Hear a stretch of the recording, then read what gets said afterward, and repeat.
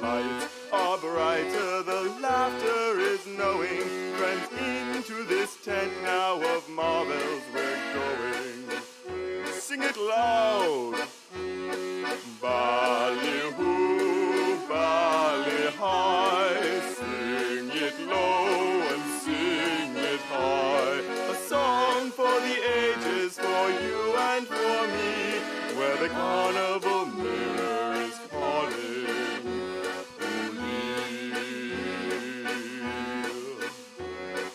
Step up, friends, now, let's be going. For here in the midway, a strange wind is blowing, where the lights are brighter, and the laughter is going. Friends, into this tent now of marvel we're going. Sing it loud. Ballyhoo, bally high. Sing it low and sing it high. A song for the ages, for you and for me, where the carnival mirror is calling.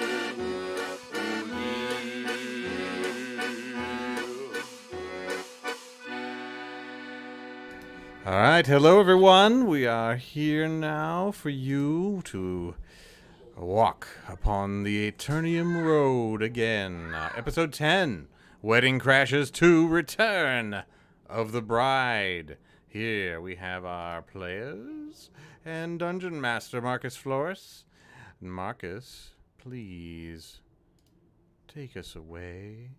Take you away, like Calgon. I'll be taking you away. Hello, folks.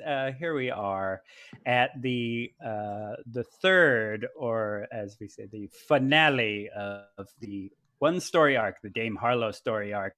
The troubles in the Linsmore Marches.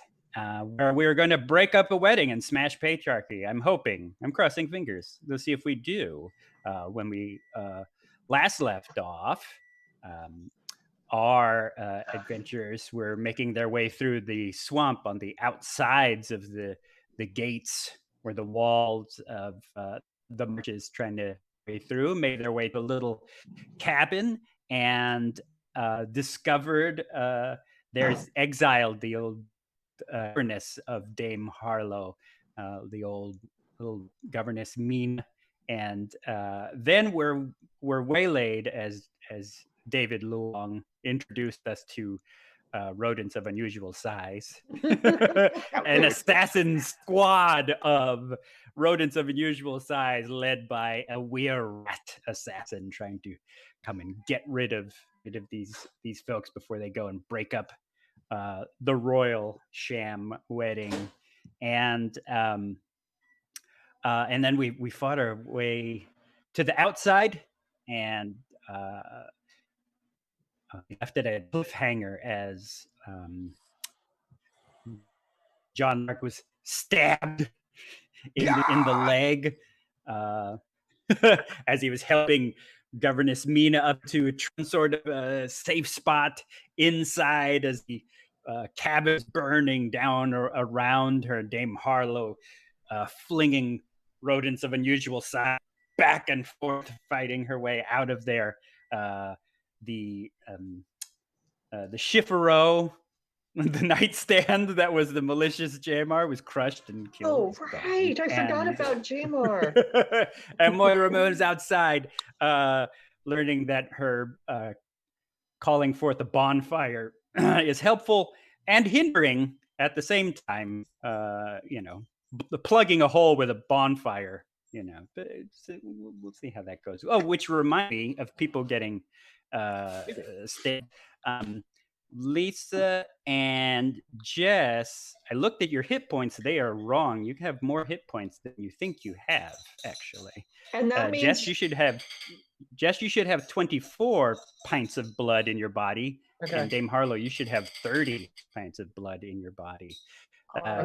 Sure. John Lark, yes, I am. John Lark is perfectly fine, and he is bleeding, but he is. Wait a second. I need more blood. You have 1d6 hit die as a sorcerer, my friend. I'm a sorcerer? Wait, what? thought that's what you picked on your character sheet. I'm a sorcerer. I'm an insurance broker. I'm a wizard, Hagrid.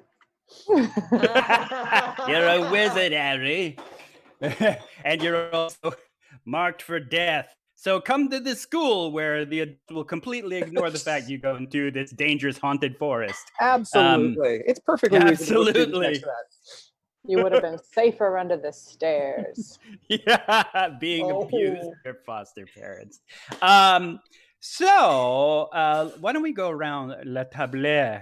I'll have all of you introduce yourselves. I'll start to my immediate left, and I'll start with John Lark. Introduce yourself, playa. Hi there, I'm Jared Williams. I'm playing John Lark, a bland man in a strange land. I have been wearing the same shirt for 6 game sessions now. It's real. It's real, and I can feel it. Oh God. Boy, this is exciting. We're gonna smash the patriarchy. I'm thrilled to death to be a part of this. Get him, girls. Go smash. Go smash. I'll totally watch your back. I'll save your grandma. I don't know. You guys are all knights and powerful and wizards and shit. Apparently I'm a sorcerer, but yeah. That was news as of just a few seconds ago to me. Ding! If you heard the ding, you now know that you are a sorcerer. Oh my God, it's true. There was a noise. I leveled up. there was a ding. Yeah, the dinging of the toast oven lets you know it is time to level up. No, after this. Below, but not beneath, me is Moira Moon. Oh, that's me. My name is Jessica. I'm on the internet as Jessica Gloom. And yes, I'm playing Moira Moon, Instagram influencer, super cool, legitimate witch. Now maybe more legitimate witch, learning her way through her own psyche and her own conscience, one tiny little baby step at a time, being led by a collar around her neck, maybe literally, by one of the most fantastic octopus creatures you will ever meet in your whole entire life. Squid, octopus, not really sure. Shark person, all of the above, right? Shark. I'm enjoying every minute of it. Growing a conscience is fun. The growing pains are real. I'm enjoying it. Very nice. Speaking about the person who pulls the collar, who corrects with love and discipline, it's Dame Harlowe. Hello, I'm Lisa Hyde. I am your Dame Harlowe for this wonderful trip down the Aternium Road. I always trip over saying that. I am a were something. We're a shifter. I have aquatic attributes, and I am a paladin. So I am a knight. I am a dominatrix knight. So we will be disciplined and have swords and shit, because I think that's fun as hell. And this is, and I'm hoping that that I can help Moira find the truth, the light, and the way in her heart, and cement my bond of friendship with my my former boyfriend in the before times in the real world, Mr. John Lark. And in the meantime, wield my regal power, and so on, etc., etc. Regal power. Before we continue on, if you didn't get a chance to read in the Discord, I put a bunch of notes in there for you all. One of the notes was that that last time we game together, Lisa gave me a really good idea to kind of story token. So if this is your main story, which it's Dame Harlowe's, if it's your arc, basically every time we get together, you have one little imaginary chit, and you can turn that in to either change the script or add some fiction to the story that you think would be interesting to help out. Like last time we got together, you introduced and made the old loner lady in the swamp your governess that's been exiled from the kingdom. So I like that. So remember, you have one chit to save to kind of change the script or add something fun to the story to help yourselves out. And as I said, you probably and you don't need to roll. You don't need to do anything. You say, "Oh, look, let's switch something up or add something fun." I will, of course, yes, and it and go on, add it to the mix. Though, if you do say something like, "Baron Galeo of the Requiem, our main nemesis, has a very weak ticker, so when he sees me, he dies of a heart attack right away," and we wrap up the story, I'll say, "No, no, Damn it. Actually, we don't. maybe he's allergic to you or something. We'll think of something else. We'll go on." But let's get back to the action, because you are all in a fight with a bunch of giant rat things and a weird rat assassin who plunged his short sword into the thigh of John Lark. It's my thig. Yeah, thig into your thig. Square in the thig. Oh my thig. Into the thickness of your thig. Yeah. It stabs you on in there.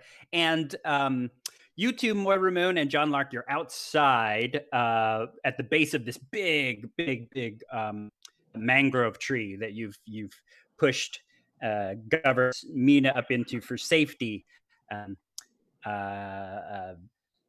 You're fending off rodents of unusual size and the assassin. Meanwhile, inside the house or inside the shed or yurt, it is burning all around. Is this Burning Man? Dame Harlowe, literally Burning Man, as Dame Harlowe is fighting with several other rodents of unusual size. And according to our I just want to fight because I'm in a yurt. That's just awful. Yeah, you should fight. Rodents of unusual size. Dame Harlowe, it is you are up in the initiative count. What do you do? Rodents of unusual size are jumping upon you. You cracked open the door, but the yurt burns all around. The wooden yurt burns all around you. What you do? So the yurt is burning. We're burning down the yurt. There's a talking head in there somewhere. Yeah. The yurt is burning. No, midnight oil. That's what it is. It's a midnight oil. How can we sleep when the yurt is burning? It is burning. How do we fight were rats when the yurt is burning? So I'm in the yurt. It's collapsing around me, is what you're saying. Oh yeah. It's collapsing around me. Everybody's out except ROUSs. And yes, there's a bunch of rats trying to chomp on you. Okay. So being aquatic in nature, I'm not. Are there any attributes that I have that would help here aquatically? You know, water tends to put out fire and all that. I'm not. No, I mean, as a paladin, you do have spells, but you don't have any spells like a druid where you can control and conjure up water or anything like that. Right. Okay. Well, next time I'm a druid, goddammit. That's right. That's why my class was invented, because everybody sees everybody else's thing and goes like, "Oh, I want to do that too."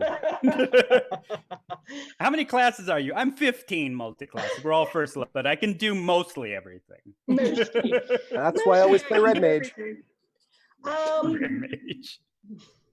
I want to do that and that and that and that. A little bit of that and that. Ooh, piece of candy.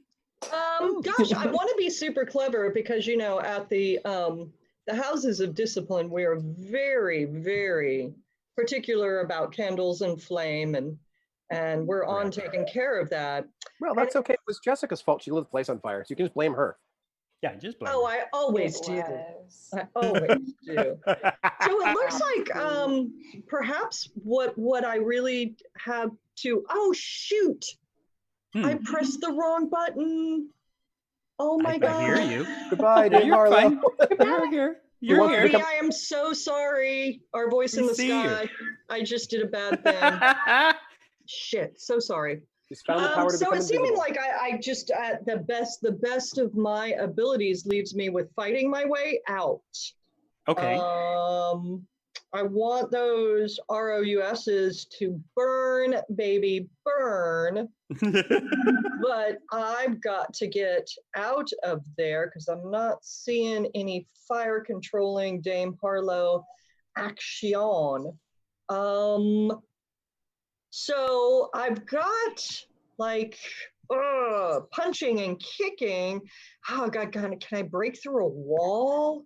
Sure. It's a yurt. It's barely even. Oh a God, wall. right. It's a yurt. It's not like this is a Cut, yeah. slice your way through, burn it in. It's I'm an uppity tent.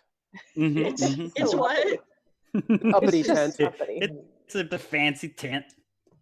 It's a fancy tent. So I'm Tent for thinking fire. that well, I think that I with my sounding rod, Oh, sure. Okay.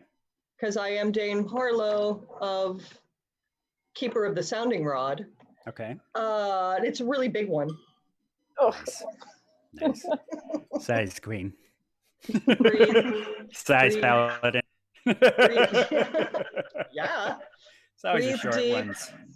And I'm gonna take that sounding rod and I'm going to just start trying to beat my way through the walls.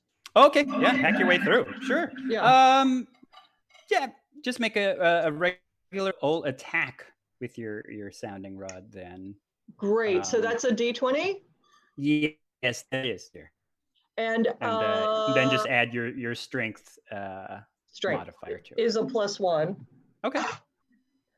Shouldn't be too Get bad. the fuck out! It's what you get. Sorry. This is maybe not quite as polished as Dame Harlowe should be. Oh, okay. I got a 19 +1 makes it a Nice. 20. Nice. Yeah. You adventurously, which I guess that's the way to determine it.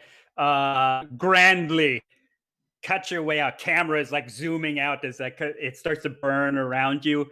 Camera pulls out, it's that feeling of like, oh no, Dame Harlowe's in there alone burning. And then all of a sudden you come bursting out of the yurt. several of the rodents of unusual size still on fire or running away because, no matter how big you are, you don't want to be in a burning yurt. And next to a woman with a sounding rod. That's right. So now Dame Harlowe has burst her way out of the warm ass yurt, and we are on to Moira Moon. Last time we were outside with torches. With torches knocking my microphone around, with torches popping my pop screen, torches knocking back forth these rodents of usual size. Yeah, they're weirdly human-like hands trying to claw for you. Disgusting. And the were-rat is present too? Yes? Were-rat? Yep, the were-rat just plunged his short sword into the thigh of your friend John Lark. Right, your fig thigh. Got it. Well, we can't be having that. So I'm going to, Moira is going to summon up all of her courage and all of her anger and her absolute just desire to want to be in control of every situation. And she's going to try to inspire fear into the mind of this creature. And she's going to do it by brandishing her torch. But what's really perhaps going to happen is her desire to want to cause fear in this creature's mind will make her perhaps take on the face, the facade of something that would very much frighten a were-rat creature. Who knows what that could be? I don't know. But so I'm going to cause fear. But again, I want to do it in such a way that I don't exactly know what I'm doing. I just want to be really scary. Really, really, really scary. Just so afraid. And it's a DC 13 whiz save for him. DC Perhaps 13 the whiz chat save. can suggest something. The rat's fear. What does the were-rat fear? Well, it turns out he's actually Good job. behind on his rent, so he's actually just become his landlord, and he's like It's just petrified of that. It's an I image only of his took this- landlord. I only took this job to pay for my rent. Jesus. Come on, guys. Oh my god. Jesus. Jeez Louise. Marcus. Voice in the sky. Do you want me to roll for the were-rat, or are you rolling? I'll roll for the were-rat. Please roll 11. for the were-rat. 11. Die. 11 on the die. Only has a yes. He is frightened. He's frightened. Moves back. He can't. I'm going to Disadvantage to suggest that attack. it's a coos. A It's a what? coos. It looks like Oh. a coos. That's what it fears, a coos. Who's- Cats of unusual size. Ah! This looming feline face and a growls, hisses. Yeah, where is Sphincter when we need I her? know. I was just gonna say. I know she's out on the patio. She will not come in. She's all like, Right. yeah. Yes, and so, of course, there's more than one, so it's a coos. Couscous. Yes, the couscous. Nothing more terrifying than couscous. There's nothing more Blue's terrifying than Clues. couscous. And he backpedals from you. The rats kind of are backing up, as well as their master shrieks in fear. John Lark, what are you doing? Boy, I'm gonna stare down for a second at this short sword, leaving my sticking into my thigh, pulling it back out, get this like wide-eyed look, and be like, ah! He fucking stabbed me! Yeah, there is blood. Thought you lived in the tenderloin. Come on, man. And I'm gonna take both hands and just start beating him with that lit torch. Oh, It seems like the only reasonable thing to do at this point. yeah. Um, Yeah, when somebody sees you, the only reasonable thing to do is Beat him with fire. beat but them I with think- a lit piece of wood. But I think once again, to play up on this, I'm not actually doing anything kind of scenario. As I lift the torch over my head, it's going to flare and turn blue. And the strikes are going to be the channel for my chill touch spell. Ooh, okay. Sneaky. So rain down Nice. blows upon him. See, I'm +5 to hit with that spell. It is a 19 on the dice. So that is a 24 to hit. Yeah, that's a hit. Is that a hit? I mean, he doesn't have any more if I armor said class now. if I said the weird rat was like, that was a miss. You should run away. That's- Yep. Yeah, that is a hit, and because they are magical effects as well as fire, they do affect him fully. Regular attacks from weapons do not affect lycanthropes unless they are silvered. Let me check one thing real quick. I'm just reading this just to make sure I'm doing it right. Okay. Okay, Yeah, so I've rolled 3 points of damage on the touch attack, but because it's a psychic ability, or because I'm psychic, I get to roll a second d6 Okay. with this feat, and just if that turns out to be higher than 3, oh yeah, so it actually does 4 points of damage because of my vast mind powers. My mind bolts. But yeah, rather than it being there's blue sparks everywhere, and rather than it like lighting this guy on fire, it just withers the meat on his shoulder. And John is too preoccupied with this having been stabbed. He's like hitting this guy, and he's like, "You stabbed me! I'm bleeding! Wait, why isn't there more blood? Oh my god!" Yeah, your blood is ominously thick. It is strangely thick. Yeah, and you pummel this son of a gun back. He's screaming. He's with weapon right now since it's stuck in your leg, and he is terrified of this cat bog witch creature thing in front of him. And he's squeaking and whistling at the rats, and they will try to. We're gonna try to attack this cat woman thing, Moira, and then another 2 will try to attack John Lark. So first for Moira Moon, they come lunging at you, but they are rolling with the disadvantage. And voice in the sky, would you like to roll with me? Yes, they rolled 17. Oh, that'll hit. That's a hit for you. Almost everything is. Almost, yeah, that's right. You don't quite have the. I may look like a cat, but I don't have the reflexes. Okay. So we're at 1d6, and I will add a 1 to this hit. Voice in the sky. That'll be a 4 4 altogether. Okay. For Moira, as a rat lunges forth, it bites into your ribs as you're kind of screaming at the were-rat. This thing kind of bites into you to. Is it a concentration spell? It is concentration, so I think I lose my concentration, don't I? Well, you have to roll your wisdom. Your wisdom, and it is a 10, or if the damage is more, but DC is 10. Oh, damn. I rolled 23, 18 on the dice. Yeah, you're still very frightening. You're still very large. Yeah. Maybe You're that's still just very my default. fine. The other set will try to leap at John. Ah! Screech the rats go.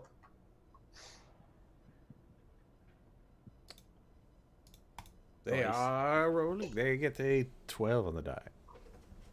Boy, John Lark is apparently wearing peanut butter pants because I've only got an 11. So Yeah, I thought you were grabbing armor on the venture. You're grabbing like chainmail or something like that. no, I took a crossbow and Oh, right. You wanted to keep your clothes. and a Yeah, dagger. I very mean, I nice. totally would have, but they didn't have anything that fit me or didn't make me look like a Renaissance fair nerd. I like. No, heaven I don't You're even like, know I how- don't want to look like a nerd. Ow! Oh my god, ow! All right. It's a 1d6 Also, plus 1. sorcerer. I don't even know how to put that stuff on. That's a 4 points of damage on the die. Ah! So 5. Ugh.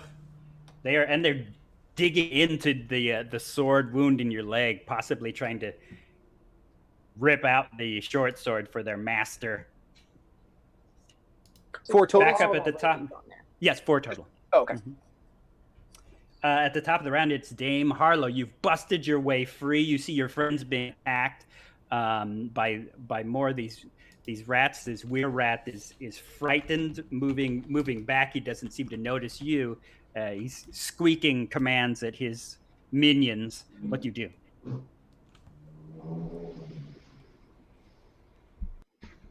I'm not pleased. You what? I'm, I I'm- know you're not pleased. I'm displeased. Dame Harlowe bursts into action and says, "I am not pleased." Tears a hole through a yurt that is on fire. And says, And emerges "I am with, not I am unpleased. Please. I am unpleased." Shit. So we've got. So give me the lay of the land here again. There's So you had just animal burst your way through a burning building. Sure. And Like in you do. front of you, yeah, in front of you is a rat man kind of backing up, holding his hands up in the air, but squeaking commands at his giant rat minions. Those giant rat minions are on your two friends, biting and snapping away. And yeah, but they don't notice you. All the action is kind of in front of you, so you're behind everybody right now. Right, So, if so you do I am attack, it's going to be behind. with advantage. I am behind everyone. I'm seeing the captain of the guards shouting commands at his animal rat minions, soldiers. rat soldiers, a la Nutcracker. Oh my That's God, right. ballet? That's right up my You alley. are in the ballet. I am in the ballet. The music starts to pick up now. Yes, I'm going up against the Rat King. So I'm thinking that it is. Well, if I ask questions, I will ask questions. If I happen to focus on the Rat King Yes. and take him down in particular, does that immobilize the other little rat army? Well, I mean, I think you would assume he's been barking. He's been squeaking orders. So if you take out the leader, I'm sure soldiers will have a moral quandary, and them being rodents, probably are going to get the hell out of there. Get the hell out of there, or perhaps I can make them our minions as we march forward. Yeah, if you'd like to spend your story token on that, you can do that. Oh shit! I've only rolled once today. I don't know how well this is going to go. All right. Nah, I want to spend my story token on that. So okay. So that means keep it simple. Okay. Right. Kill the Rat King. Is it? Who did the Nutcracker? Is that Tchaikovsky? Who's? Tchaikovsky. Yeah. There we go. Okay. And San Francisco premiered what eventually became the Nutcracker in totality, but was only a few movements of ballet set to Tchaikovsky pieces. See all the things you can learn when you join the Midway tabletop, everybody. It's not just us playing D&D. You will learn history. Choreographed by Balanchine, originally Russian, which is where it came from. Anyway, moving on. So bang for my buck. I really want to take out that Rat King, of course, because I want to get to my friends, and I'm going to take the my wonderful, amazing, long, large, luxurious bullwhip out my hip with Tell me an more about that. to swing, and hit that rat, wrap it around that rat's neck, and jerk its head off. Whoa! Holy moly! Yeah. That is not what I expected you to do with that. All right, go for the hit. I remember as a bonus, you can imbue it with your smiteness, giving it more damage.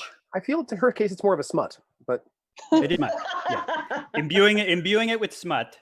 It will surround his body in a nondescript paper bag. And John, there are so many ways that over the years we didn't see eye to eye, and you didn't see me, and you didn't know me. But in this moment, I know that my dear ex-boyfriend knows me. That's right. Wrathful smut. All right, so I'm rolling my favorite die. Yes, you're rolling your D20, and you're trying to hit this gun with a plus. No whammies. Okay, so I got a 17 on the dice. Yep. And then that's a hit. I'm going for Wrathful Smite. And what do I add to the 17 again? Nothing. So now we're at the damage portion. You will be hitting him with first the damage from your magical whip. It's 1d4 plus 2. 1d4 plus 2. Okay, the fourth. Fuck. Yeah, it's the weird triangle. Yeah. Sweet. The pyramid. A $20,000 pyramid, by the way, to answer your Facebook question of the other day. Yeah, I do love the $20,000 pyramid. Oh shoot! Which number do I read? Oh, the one poking up at the top. But they're the same number all the way around. Oh shoot! Thanks. Sorry, I didn't put my glasses on because I'm a babe. So I've got 4 plus 4. 4 plus 2. Plus 2, 6. Maximum damage. So there goes the 6. That's maximum damage, and then your smite is 2d8. Your 8s are your diamonds. Your little diamond. Okay, I see a diamond. 1, 2, 3, 4, 5. That's going to be 10. Shoot. Yes. 8. 1, 2, 3, 4. That's going to be 8. All right. So roll She that can twice be and tough. add it together. Oops. Okay, here we go. 5 is on the dice. Oh yeah. Okay. Oh, 5 altogether for both dice. If added together. You're rolling. Go ahead and roll again You're rolling. and add that together. Thanks, sorry. Okay, That's 9. okay. Oh, sweet. So 9 plus that 6, 15 together. It screams in pain. The whip wraps around his ratty neck. the violet wand of energy ripples across his body. Man, that's so for the son of a gun. He is still standing, but he is now like choking and screaming in agony as the violent energy ripples across his body, and not in a good way. Moira Moon, this rat just bit you in the rib cage. I want to. He's still frightened by me, though, isn't he? Yes. Mm-hmm. Yes. Mm-hmm. And now he's being held in a horizontal noose, you might even say, with this whip that's just wrapped around his neck. Yeah. Oh, you mean the were rat? Yes, the were rat is like in front of you like this. Yeah. Rats are on you. You hit me in the ribs, and I think I need those. I'm gonna fucking kill you. Let's be honest, you're excited to discover you still have ribs. I'm so excited to discover I still have bones. Yeah. I thought it was not just squishy pieces of fungus running through your body. Stalks. It's actually kind of nice to know, but it really hurts. So I'm going to scream at him, and it's going to come out like a yowling hiss. And my goal is for him to run in the opposite direction of me and choke himself out on the whip.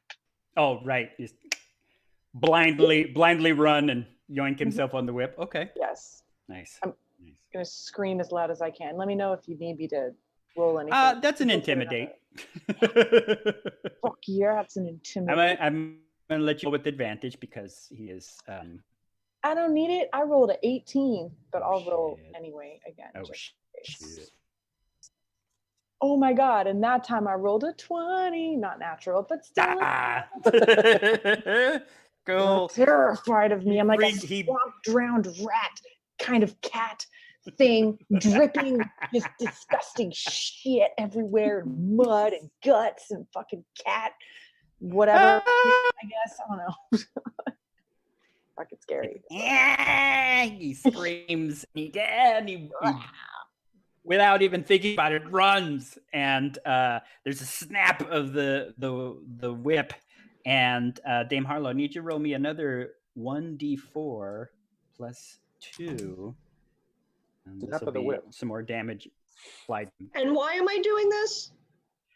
Because he is running away, but you still have your whip around his neck, and sure. He's hurting himself in his fright. There's also a little bit of roll. It's a 2 plus 2. 2 plus 2. 4. Yeah, he's still alive, but he did pee himself a little. He dropped down. There's a little pee never there. Underestimate the power of golden showers. That's right, a little pee there. So they're monetized on YouTube. With that said, up yours. All right, John Lark, it is your go. Fantastic. This means the Rat King is no longer trying to stab me. Yes, he's kind of on the ground, prone, like his hands in the air, like You're welcome, dear. The rats who are trying to chomp on you. But I am still being mauled by 2 giant rats, correct? Yes. Mm-hmm, mm-hmm. Yeah. They're trying to burrow their way into the cut in your leg, which is scary because they're about the size of Great Danes, so you don't want that entry hole. Yeah, I'm really off put by that. You sound it. I am not pleased. I am. I'm terrified. I'm terrified of it. Okay, so God, they're tearing at me. This is horrible. I am going to. Yeah, I guess I'm gonna kind of stick with the same thing. bashing the this rat that is currently eating me with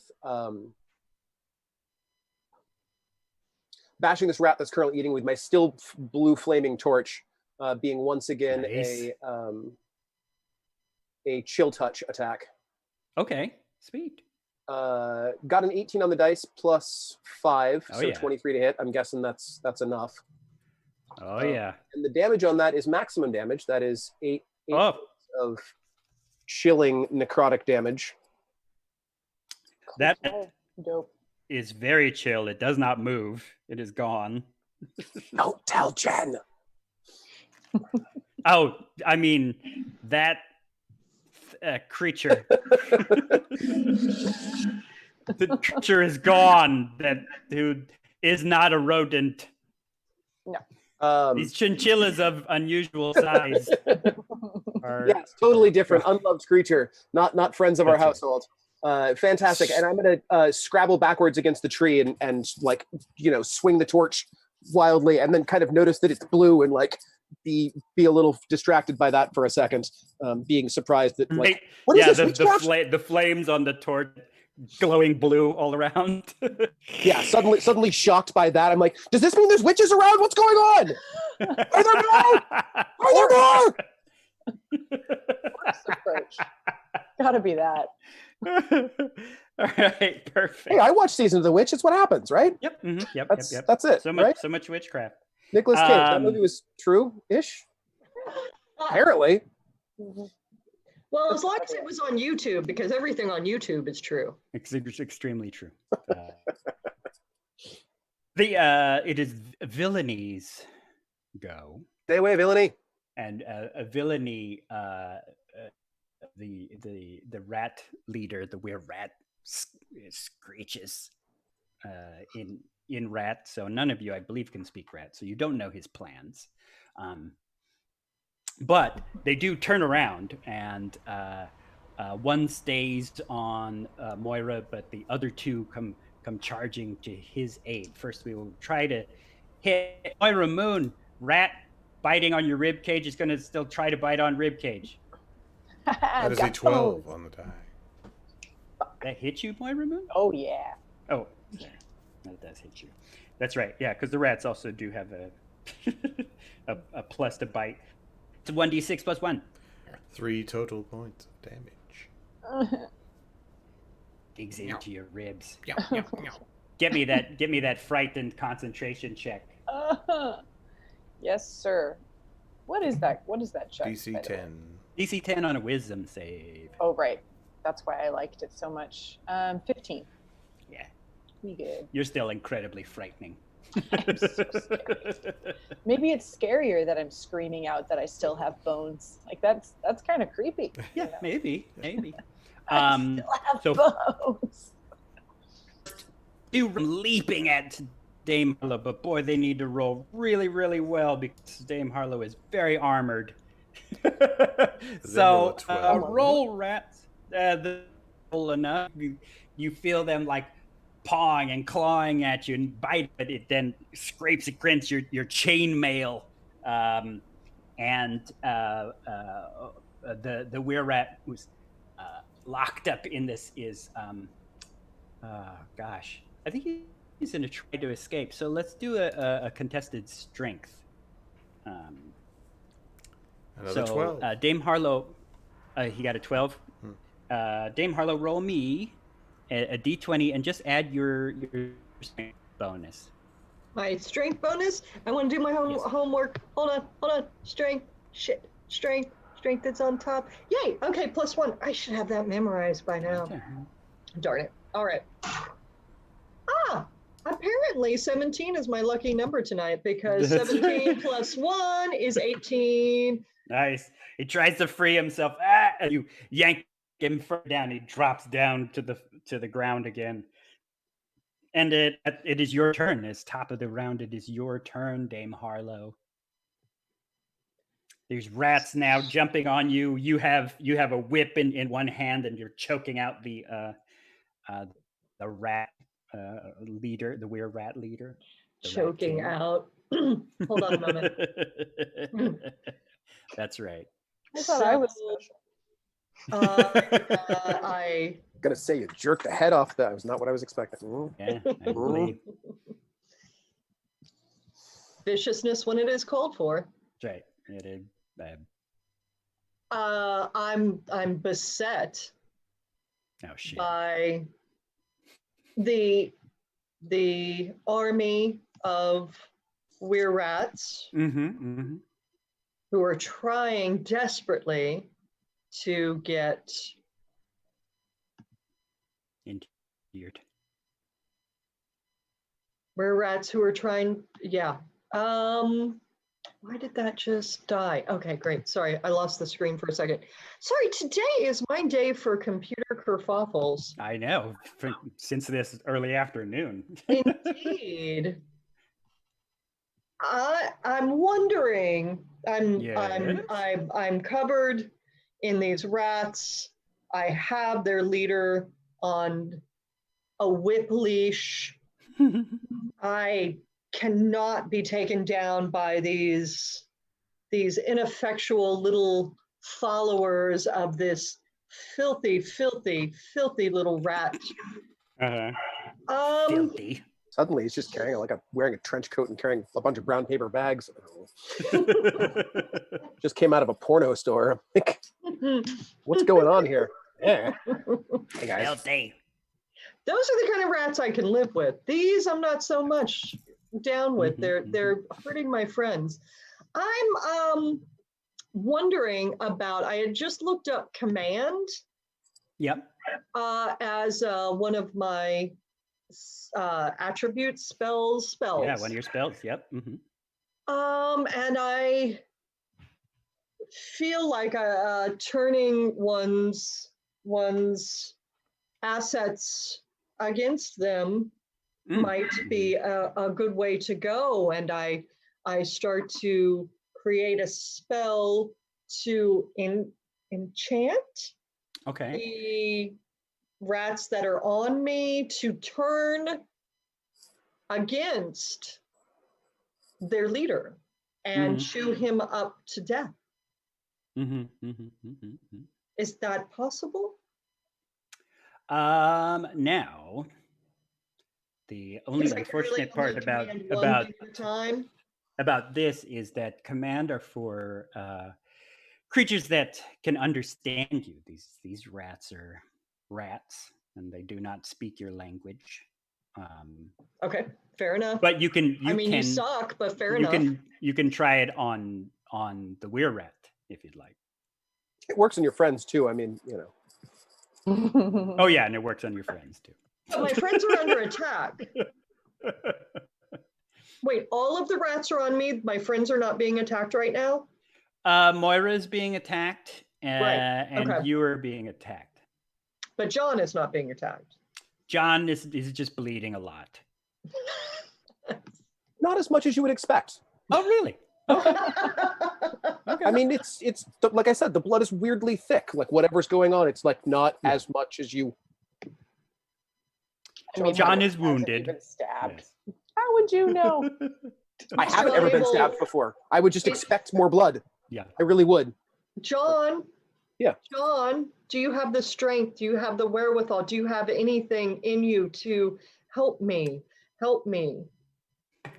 What? You're gonna command your friend to help. No? Okay, forget that. I don't want No, John. you can. It's funny. Hell yeah. Yeah, hell yeah. All right. Does it allow an action outside of normal turns? You know what? I will allow it. I will make you a designated target if Dame Harlowe is commanding you to move and help. I don't know if I want to do that now. Well, it's up to you. I kind of like the notion. Okay, the were-rat can understand me. Yes, were-rat speaks. It goes from being a human to half human, half rat to rat thing. So yes, it can speak. Yeah, I'm gonna take understand your language. I'm gonna take a big gamble. What I feel like is a big gamble, and I feel like really my only course of action is to get that leader subdued and get him to do my bidding. So command him to cease and desist with his little minions. Okay, sweet. And I'm rolling? No. They if you are casting the command, they have to make a will save against you, and I believe your save is, let's see, so he's going to need an 11. Okay.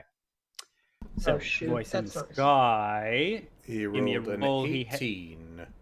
Fuck! Oh, fortitude. I'm sorry. He hisses and he says, I follow a higher cause, paladin. But if you choke me harder, no. Don't choke. I mean harder.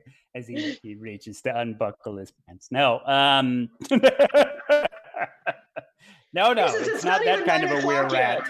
yet. He is not. Yeah, that's right. We wait till 9 o'clock. Language. 9 minutes, and then this show's going downright pervy. Aternium Road After Dark. No, yeah, he screams this. I follow a higher course. Paladin. Shoot. Okay. Oh, it's tight. All right. Moira Moon. There's a rat burrowing its way into your rib cage.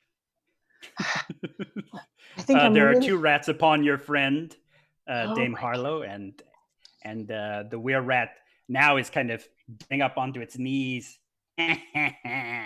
Okay. Not that he's in good shape. Oh no, he better still be terrified, and he should probably do another save to make sure that he's still terrified, right? Yeah, I believe. Or frightened. Let's be specific, I suppose. Let me know if I can do this, Marcus. What I want to do is grab the rat that is attacking my ribs and, in a manic frenzy, take it into my own mouth and try to bite its ribs while staring dead-eyed at that were-rat to continue to scare the shit out of him. Just let me know if that's acceptable. Make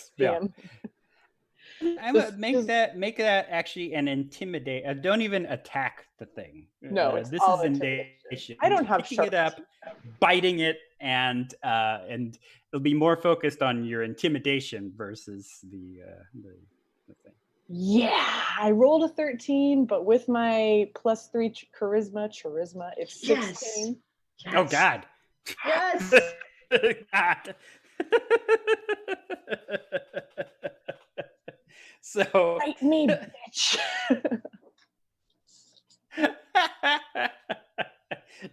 Swamp Witch is getting real.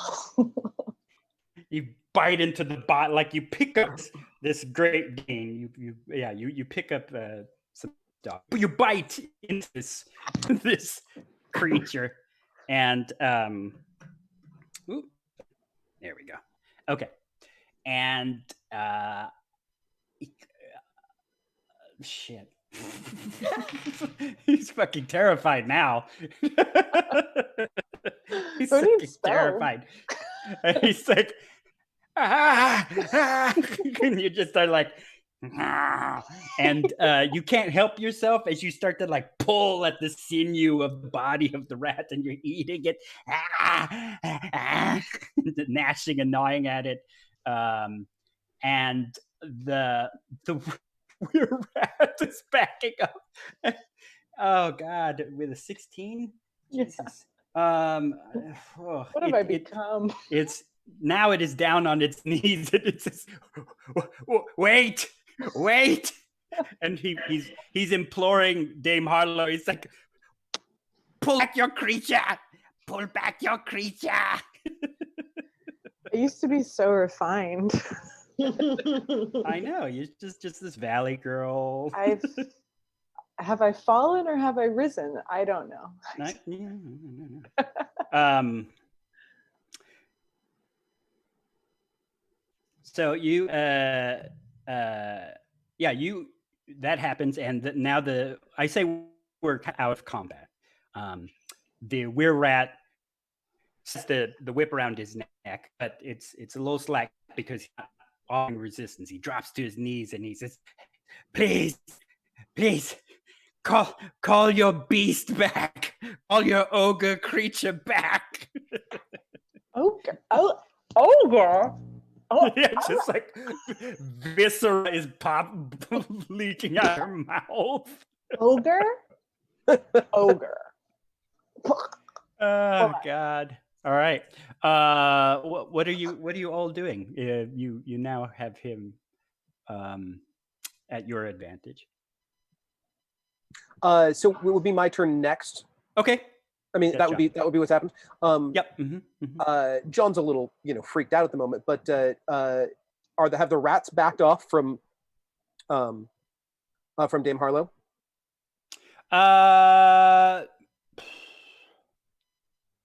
No, they're kind of his insurance. He's just pleading to back up, and if they say yes, then he'll call off. But right, he's kind of like, please call her off, and if not, then I guess we're still in a fight. For my life, I don't want to be eaten. So the rats are not on her. They're kind of growling and snarling. Everybody's kind of at this standoff right now. I'm gonna limp over, like take 2 quick steps and realize that my leg has been stabbed and torn open by rats, and hurt for a second, be surprised by the fact that I've got a blue glowing torch, and stand next to Dame Harlowe and like brandish the torch back and be like, "Call off your rats. This is over."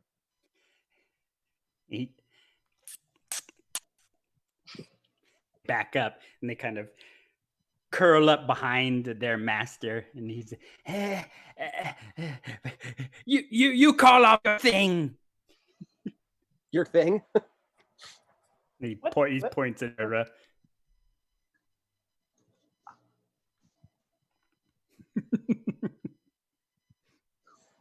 What do you do? Bit of a job. Yeah. That's just me. I'm just taking up a defensive position and okay.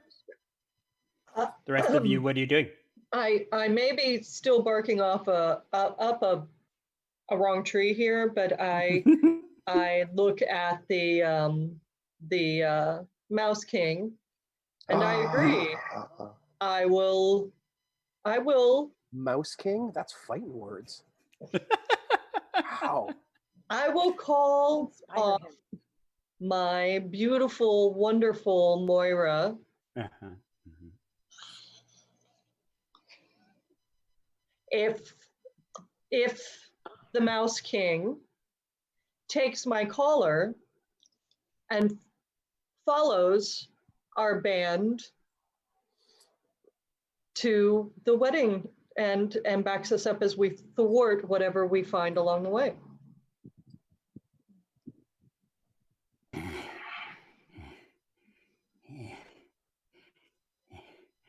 I can lead you there. I know secret ways. I will get you there. And you'll wear my collar as a promise and bond of service and commitment, devotion. Make a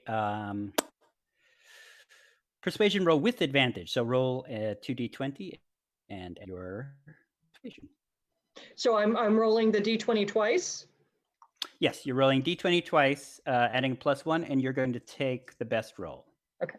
I'm going to do a quick secret roll myself. Okay, the first one with the advantage would be 15. Okay, yeah. And then the second one with the advantage would be 13. So 15 is the best I could do. Yeah, both beat him. He says, yes, mistress.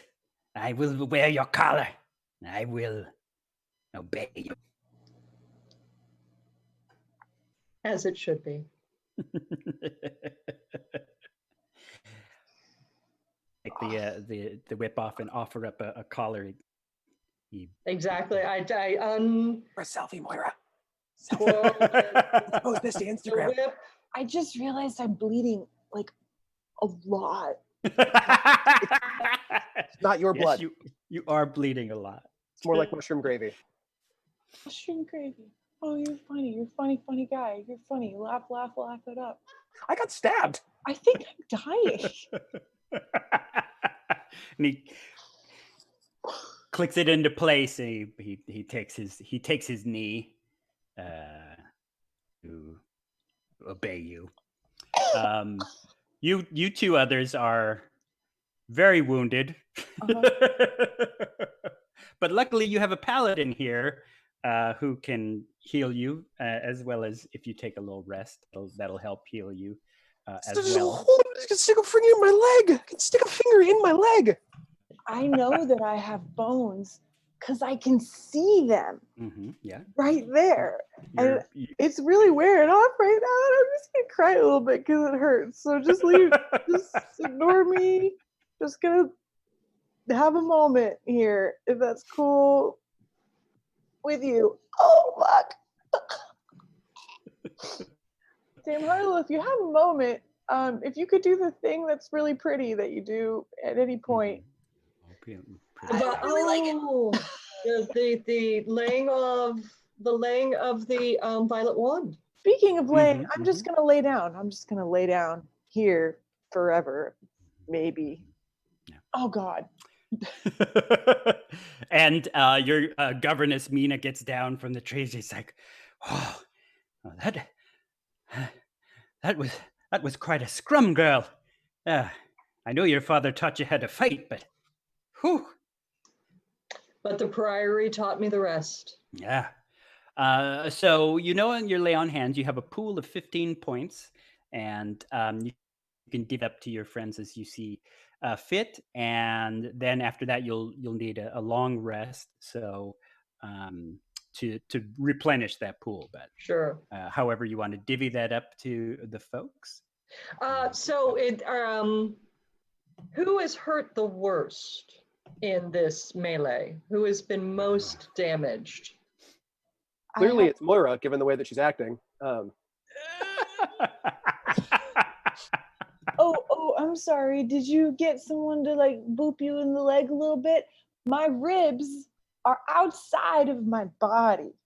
Right. No longer in. Look, you're barely even bleeding, you fucking baby. Jesus. I know, it's weird. Christ. I never would have expected it. Yeah, your blood has oddly cooled. As I rise from bending forward to place my ultraviolet purple collar around the Rat King's neck, I see my friends and the damage that has befallen them. And I see Moira in her spongy transitioning state with the rib sticking out, and through that rib I can see her soul and the goodness and the kindness and the need in her soul to heal someone else, another.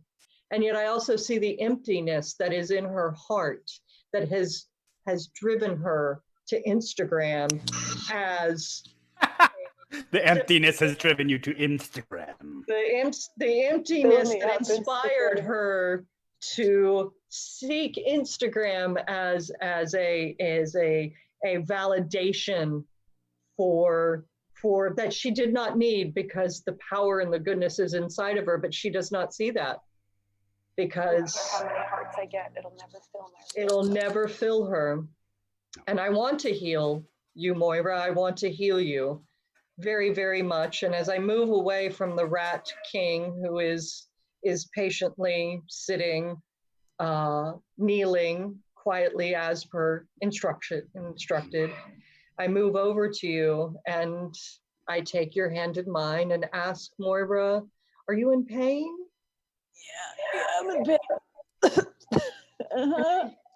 Can I offer you my healing touch? Please, please, please. Moira, I will give you that and so much more than you could ever imagine. if you will follow me, if you will wear my collar and learn from the priory and the books. Suddenly your swamp gas kind of is by you, and he says, boss, your float ball of swamp gas says, I know you are hurt, but the master will not be very pleased if you wear someone else's marker.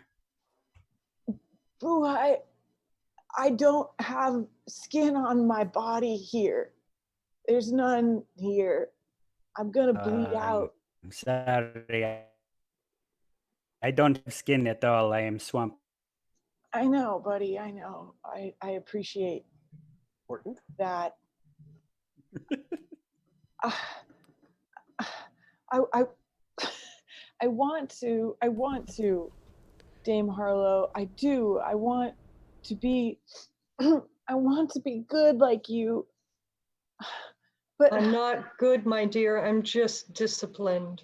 After a goal, certainly you have a goal. I see it in your heart, and I can't see clearly what it is, but my love, my dear, my sweet. But if it means that I might not be able to save my brother, if I'm stuck here forever because of this, my godfather, Toast Face or whatever the fuck his name is, I can't make that choice. I can't make that choice. You're making me choose between my brother and myself. I can't do that. No, you misunderstand me. The laying of the hands.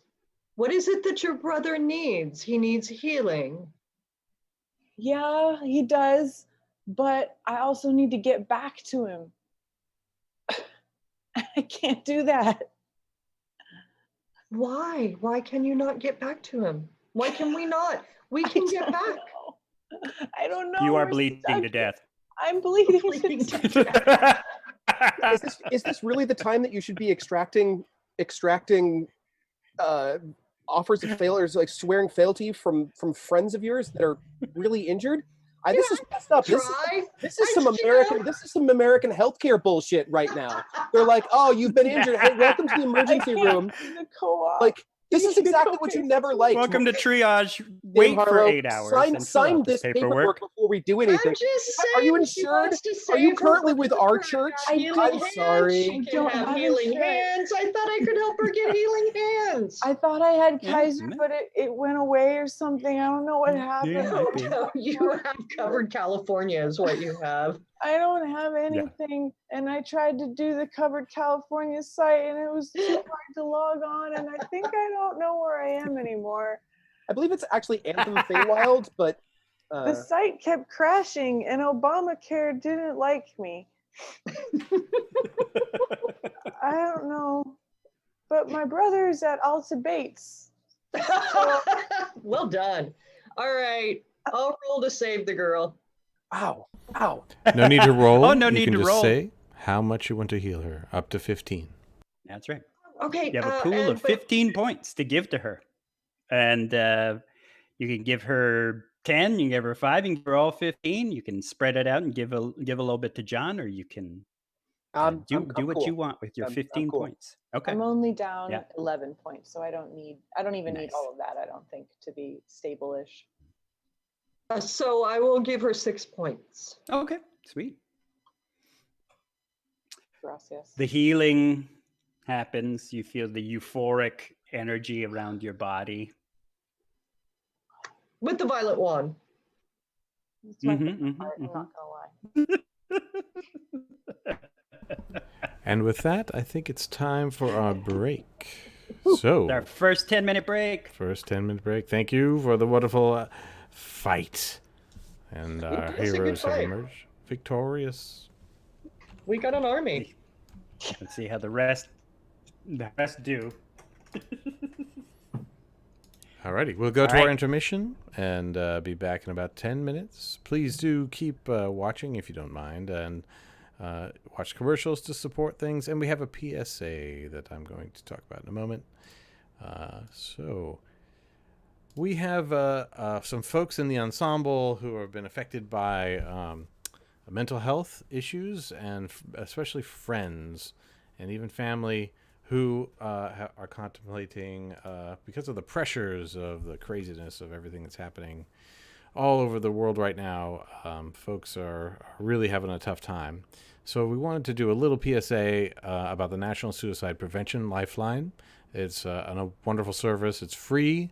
Go to suicidepreventionlifeline.org and you find people to chat, and you can call them if you're thinking of any kind, anytime you need, at 1-800-273-8255. That's 1-800-273-8255 to talk to somebody if you need any kind of help.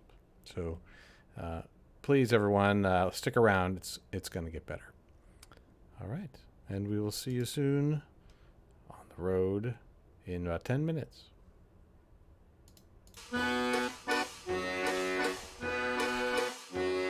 Step up now, step up, friends, now let's be going. For here in the midway a strange wind is blowing. Where the lights are brighter, the laughter is knowing. Friends, into this tent now of marvels we're going. Sing it loud! Ballyhoo, bally high, sing it low and sing it high. A song for the ages, for you and for me, where the carnival mirror is calling.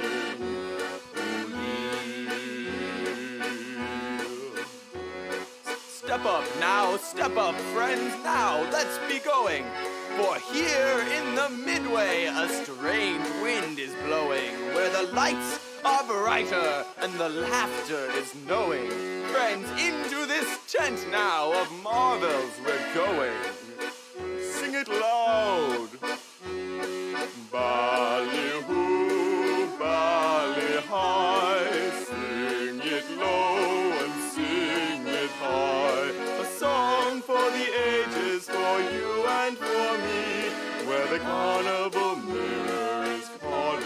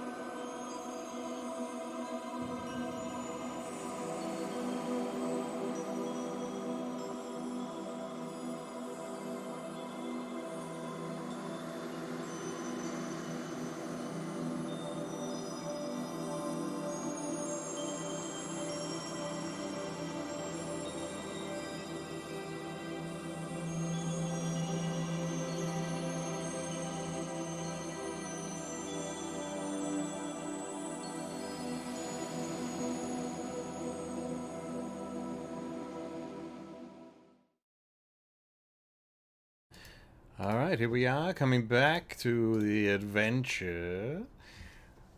Marcus Forrest, our dungeon master, please take it away. I see our sorcerer is invisible, developing even more mysterious powers. More mysterious. Such power. Such power. Well, if we're back, then we're good. So you have have helped towards the healing of Moira Moon with your radiant wand of discipline and love.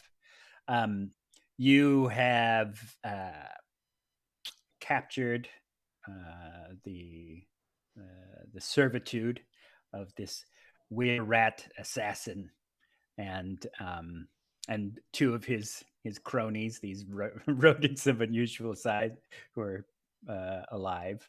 And he says, yeah, he knows ways. He can sneak you in to the marches and past the past the Requiem patrols, and towards the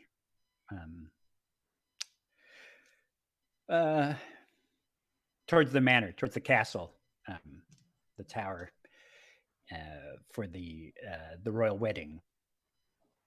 And with that, I will say we've got a little bit of a montage. He's of traveling. He sneaks you past like a part in the palisade, and you make your way through there, and it's probably a long camera shots of walking, very not crane, but very helicopter shots of you all marching and walking through the marches, looking at it's very Moorish and forested, very Scotland. And while traveling along, was there any information or scenes that you needed before you came up? I would assume you guys have rested and then started on you didn't Oh, you're muted. John. It's a long rest. Yeah, thank you. I'm assuming we're taking a long rest between here and there. Yeah, there's a bit of a sleep. The governess Mina is, of course, saying like, well, my place is burnt down, so I guess I'll travel with you guys. What a sweetheart. I was totally thinking about that with the conversation between you two. I was like, and her yurt's in the background just on fire, like just burning down. He's like, so my home, and all right, that's okay. We'll like most fantasy NPCs, I'll just go. I got nothing better to do. I'll travel with you now. So with that, after a long rest, which would mean that all your hit points have come back, and as well as your healing pool of your lay on hands has returned, and with besides the montage of traveling to like the royal grounds, past the forested and the farmlands of the marches, avoiding the patrols, is there any scene or anything that you could think of that you want to feature? It doesn't need to be like the next day, or it could even be like in travel, like however you want to frame it.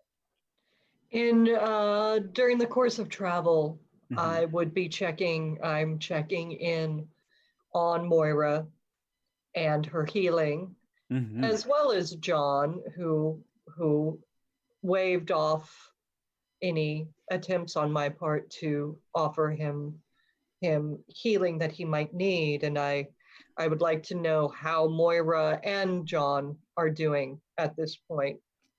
Okay. With their injuries. Yeah, it's just like a framed up travel scene. You guys kind of stopped to rest for a second after so much hiking underneath that, like a copse of trees, and the The were-rat who you've come to know, his name is Grin, screeches, goes to some of his rats, and they kind of go off the scout, and he cracks open a water skin and takes a swig. He's now in his human form, which is hard to tell that he's not in his half rat form. His face is very ratty. He's got big, bulgy, sunken eyes with heavy bags underneath them, and this greasy salt and pepper hair that kind of is shoulder length, and is very. Actually, before he even drinks, he would offer you, Dame Harlowe, he says, mistress, water. I am well taken care of, thank you, my sweet supplicant.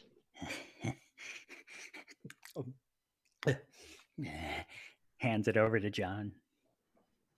Drink, you'll need it. It's a few more miles to march. Soft one. I get the weirdest feeling I've actually met you before.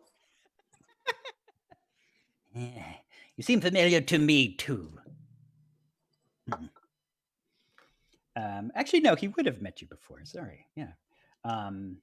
Grin he does a lot of the dirty work for Baron Galeo. He does the killing stuff that, although Baron Galeo, the Wereshark who leads his people, the Requiem, is a warrior.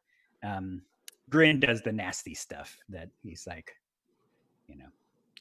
the things like, go pillage that village for me, or, is there children? Round them up, and the ones that, disobey you, just kill them. You can have the slower ones.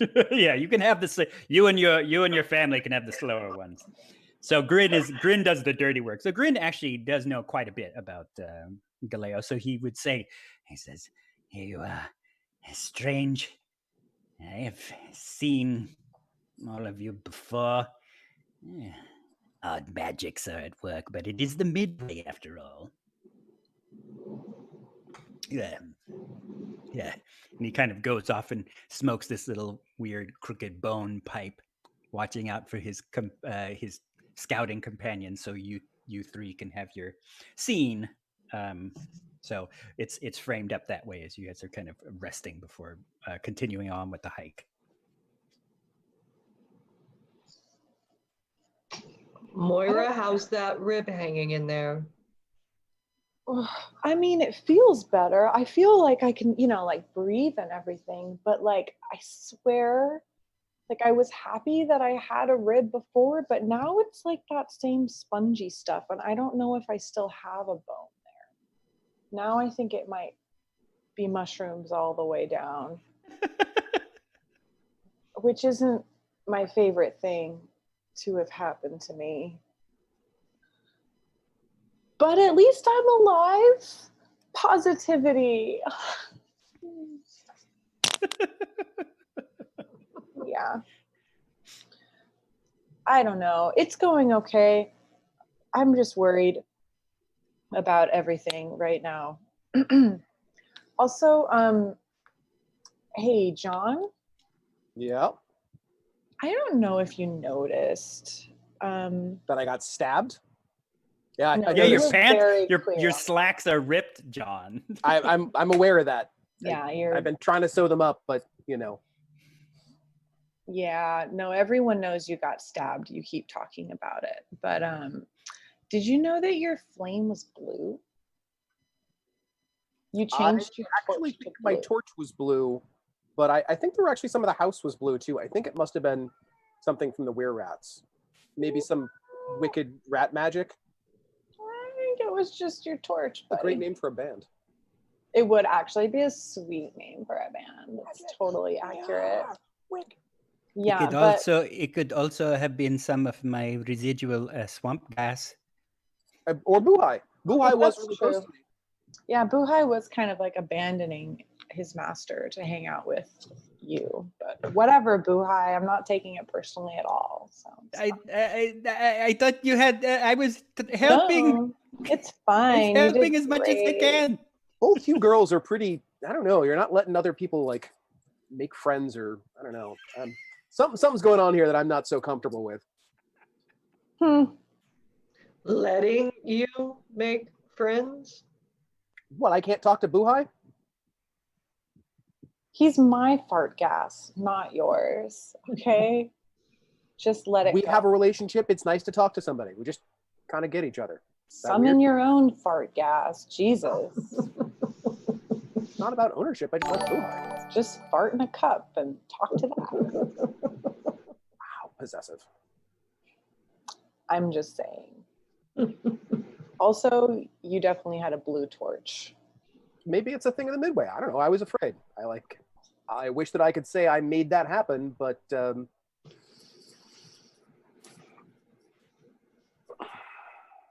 One of these days, look, I'm tonight gonna figure out how to turn on my magical. We'll do a thing. I will chant, turn the flame blue. Blue flame, blue. Okay, first of all, if you actually wanted to change the color of a flame, you would have to have the proper crystals to do it, but we won't get into that here. It's fine. You need me to assemble some crystals for you, or some more swamp moss? I mean, Buhai, if you know a way for him to turn his flames blue again and what crystals it would be in the Midway, that would be like super helpful, because he definitely did that. Oh, then I will try. And he starts to emit his sulfurous gas amongst you. So now it just... Does anyone else smell that? It just smells like trapped warm fart. It almost smells like you made it smell... Well, it's not bad. Is it just me? Am I smelling that, or is everyone smelling that? I think it smells differently to you, because it's pretty foul here. It's foul. It's foul. I don't think it was helping. I'm sorry. No. He kind of It's really floats. that bad. He floats away. It's okay, check on the rest. Why don't you just stay really close to John, since he seems to like you so much I right do. now? It's nice. We have stuff to talk about. Yeah, stay really close to him right now, Buhai. Hang out right next to his nose. He'll love it. Yes, I will, mistress. Thank you, Buhai. He floats by your head. So that's all right. Fair. Yeah. I have never been stabbed in my life. I don't want to necessarily talk about it like it's a big thing, but You've been talking about it the whole time. Fair, but you go through life being a little bit afraid of pain, and having some experience like that, and you're like this worry. I've never really been in a fight before. I've been beaten up a couple of times, but never been in a fight like that. And I got stabbed, and I'm shocked at how little it hurt. It was really weird. What do you mean you're shocked at how little? Oh, now you're gonna put on a tough guy act? Oh yeah, I've never been stabbed before, but it wasn't that bad. I'm not trying to say it like that. I just mean that it was surprisingly easy. I expected. I'm John Lark, and I get stabbed all the time now because I don't know. It's a day later. There's not even a hole in my leg. Do it again to me. I enjoy it so much. Yeah, that's the other thing is that, John, you look down and there's not there. I mean, there's a hole where your pants have been torn and shredded. But unlike Moira, who has this weird mossy scar thing across her ribs, even though she healed, I'm gonna try to you don't have your leg just looks like your leg. Yeah, it's clear, no scar. I'm not trying to be tough. I'm just trying to say that was. I mean, I got mauled by a rat and stabbed in the leg with a short sword. It was in several inches. Was it really in there? It looked like it just scratched you, and you just keep talking about it. You would have, of course. Man, you keep pushing me for things that are magic, and I can't believe it. I got stabbed, and there's not a lasting hole in me. That seems like it's magic. Freaking crazy. That's magic. Your random blue fart flame was magic. Almost certainly. We were in a swamp. There's completely reasonable statements for that. Technically. We were pretty far from the swamp. She didn't set up her yurt in the middle of the swamp. It was kind of on the outside. It's fine. Whatever. The governess was like, yeah, it was close to water. Could have put that out, I guess, but that's all right. Okay, Mina, I apologize. I'm really sorry that I burned your yurt down. I mean, I actually do mean all's that. fair. All's fair in war. It was wrong of me to. We're at war. We're at war to save the marches, to save our chunk of the Midway. Well, but like Dame Harlow's gonna get you a house, right? Like that's gonna be a Once we threat. put her ex-boyfriend to the sword, can't she just live there? Yeah, and that's what I think we should do. Okay, well then it's. I mean, I guess that well, I'm still sorry about your yurt, though. I really. Didn't. I mean, yeah, that was my best stuff. Your night Like table all my was- stuff. It was evil, though. If it You're makes right. you feel any better, I don't know if You're it right. does. I'm sorry. Yeah. Okay. And she kind of wanders off a little. And with that, the were rat makes his way back, and Grin makes his way back, and he says, "Looks like the northern pass is clear. At least for now. The patrol should have just passed us. We've got some time."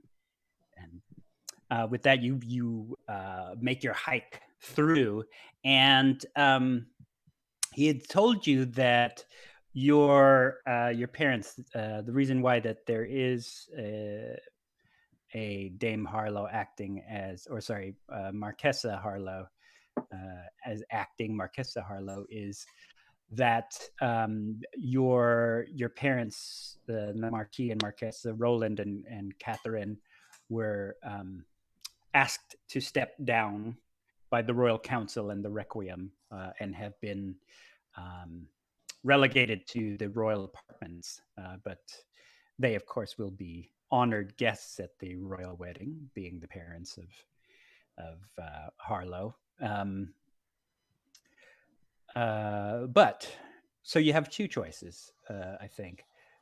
I'm going to say, do we want to start to frame up where you are moving on, laying low, and we'll make our way towards the wedding?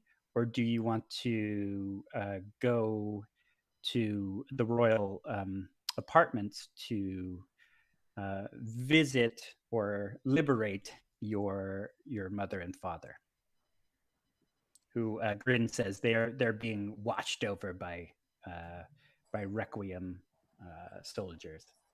Requiem being the aquatic Wereshark army of Baron Galeo. Requiem for a shark. Oof.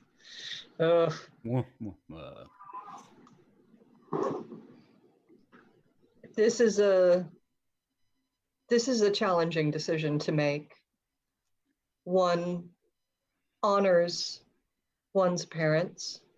One honors the teachings of someone so strong as Marquis Roland, who gave me so many skills that a daughter usually does not get. So many freedoms and skills and powers to fight that came from devotion to my dearest papa. But ultimately, I know that my place in his heart was that of chattel, and that I was put on the block to be farmed out to strengthen the line. And while I cannot fault Marquis Roland for doing that, all nobility wants to strengthen their line. What I know is that my cat, did you all hear that? Y'all didn't? No? Meow. That I'm calling a sphincter shot. Sphincter drink. It's a drinker. Drink. Drinkter. For those of you playing along at home, every time we hear Sphincter, Lisa's cat, you take a drink. And some nights it's pretty drunk. A lot. Luckily, she Some was nights by outside. 11 o'clock, it's downright dangerous. I know that the horrible man that I was to be married to had evil intentions of genetic engineering, of were genetics. And my father was willing to sell me to that, to be just a vessel for this man's evil genetic wear intentions. And when I left the altar on my wedding day and went to the priory, I made the deep and conscious decision that my devotion would be to the preservation of the people of the realm, fighting against the genetic engineering that they didn't even know was coming. And I cannot falter in my commitment to good and right. Marquis Roland chose his path when he chose to give me away. And now I must choose my path. I must stand true to the path that I chose on my ill-fated wedding day. And I choose to march forward to the marches to confront the evil leader of the Requiem guards, whose name escapes me, so I keep trying to avoid using it. Anyway, my former fiance's name was, yes, Fainter. You should not Okay. be named. So decision is to lay low and then come on to the wedding. Okay. Yes. Very. Oh, there's another. And so it is. It is a lot of shots of all of you sneaking your way through the marches, then coming past the farmlands and into some of the smaller towns, incognito, because the glamour still is upon you. So you all still look like your earthbound selves, your shadow selves, and wanted as being potential political dissidents trying to disrupt or maybe even plans of assassination at the royal wedding. While all that is happening, there's interspersed cuts of the wedding day coming, the Requiem guards in their kind of aquatic, almost looks like sharpened abalone like armor, opening up the gates to the royal apartments. Your mother and father being led with march wardens to protect them towards the wedding. They're in kind of their finery. They look very crestfallen since they're being held hostage in their own kingdom. They more shots of you kind of all tumbling out of like a wagon with hay, Grin kind of sneaking you forward underground into the layer underneath, say through the dungeons and up into the ballroom of the the fortress, Linsmore. And so then we cut right to there, and it is a grand wedding, and it's almost the exact same scene that Dame Harlowe described how the wedding was originally. It's being recreated almost verbatim, but this time instead of a reluctant and a reluctant Marquis Roland and a very sad Marquesa Catherine, they are even more sad as they are surrounded by by Requiem guards, and there's members of the royal council there who politicized to see this wedding take place. There are members, of course, of the Requiem there, and in fine tribute, they're not even in their human form. They're in their hybrid form, so they're half shark. They're letting their big tiger shark teeth kind of grin through and glint, and menacing jet black eyes looking out onto the people of the marches, as almost as if you're looking at a turkey dinner about to be eaten. And the music is starting up. Galeo comes in with his honor guard, just massive warrior of a man. He has kind of these. They look like gills when he's in his hybrid form, but we know him as these sharp kind of sideburns that frame his vicious mouth, and more in his royal outfit, not like armored for war, but still armed himself with his family line of weaponry. Probably in the audience, you see the grin of his mother, the only last remaining member of his family line besides himself, and moves forward. He kind of blocks himself off by the grand cathedral. There is, I'm sure, a primate there who is going to oversee the vows, and maybe even the same one from before. So it's just this old man who's just shaking because he is a poor human in all of this. And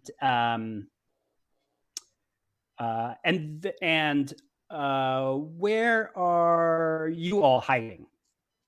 Yeah, what's our plan, guys?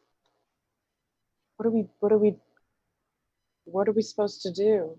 Right now, he's kind of Grin has led you up into the grand ballroom, the grand room. So I'll let you all pick as to where you're hiding out. You haven't been noticed. You're not. This is just your chance to kind of set yourselves up tactically. Is the entire populace, or not the entire populace, like what's the demographic of the event? Is it like primarily Weresharks, so it's very obvious if there are humans there? No, it's in fact people of the marches of Linsmore, and scattered around a very small portion of the party are Requiem, his honor guard, and maybe a few kind of around, but mostly it is actually, no, by now he kind of knows better. He has some of his people at like the entrances and exits to be like, if she runs away again, fucking kill her. Flight risk. Yeah.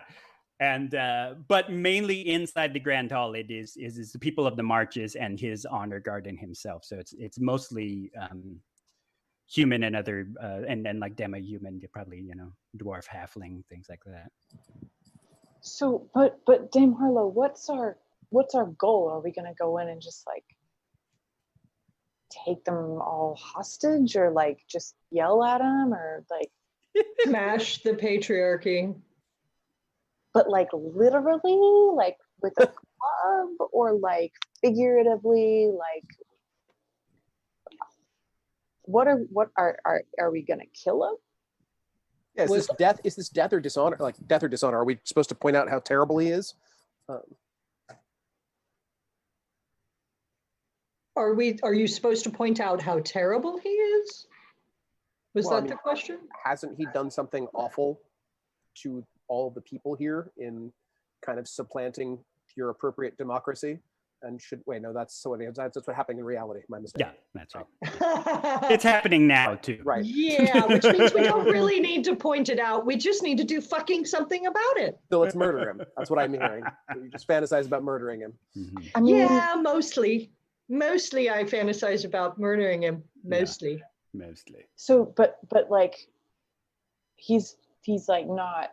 He's not a pushover. So how are we going to do it? We need like a plan. We need okay. So in the Chronicles of Ill, they always would kind of like. Love that band.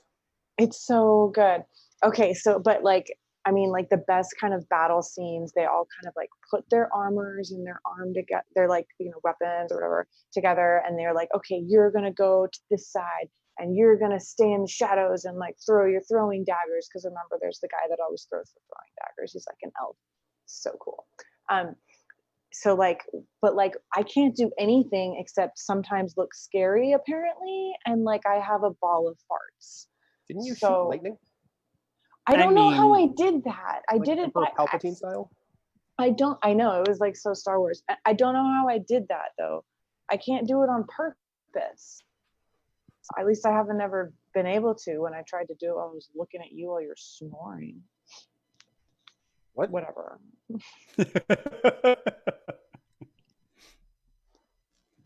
Yeah, so where are you in the scheme of this whole thing? Are you upstairs? Are you down behind a curtain? Are you underneath an altar in a trapdoor somewhere? I have to assume that that Grin has led us into the castle through the Wererat acceptable entrances and exits, which is like, Yeah, you know, we've got to be in a sewer. we're in Yeah, a sewer somewhere. under like false walls and all of 100% that. sewer. Any reasonable It's castle not- has got to have, you know, a bunch of weird passageways and tunnels in there. Can we have an albino hunchback as well? Yeah.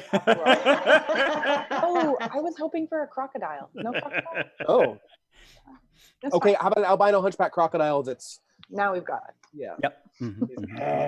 Ah, yeah. And you know, it's weird. It actually smells not as bad in this sewage system as I thought it would.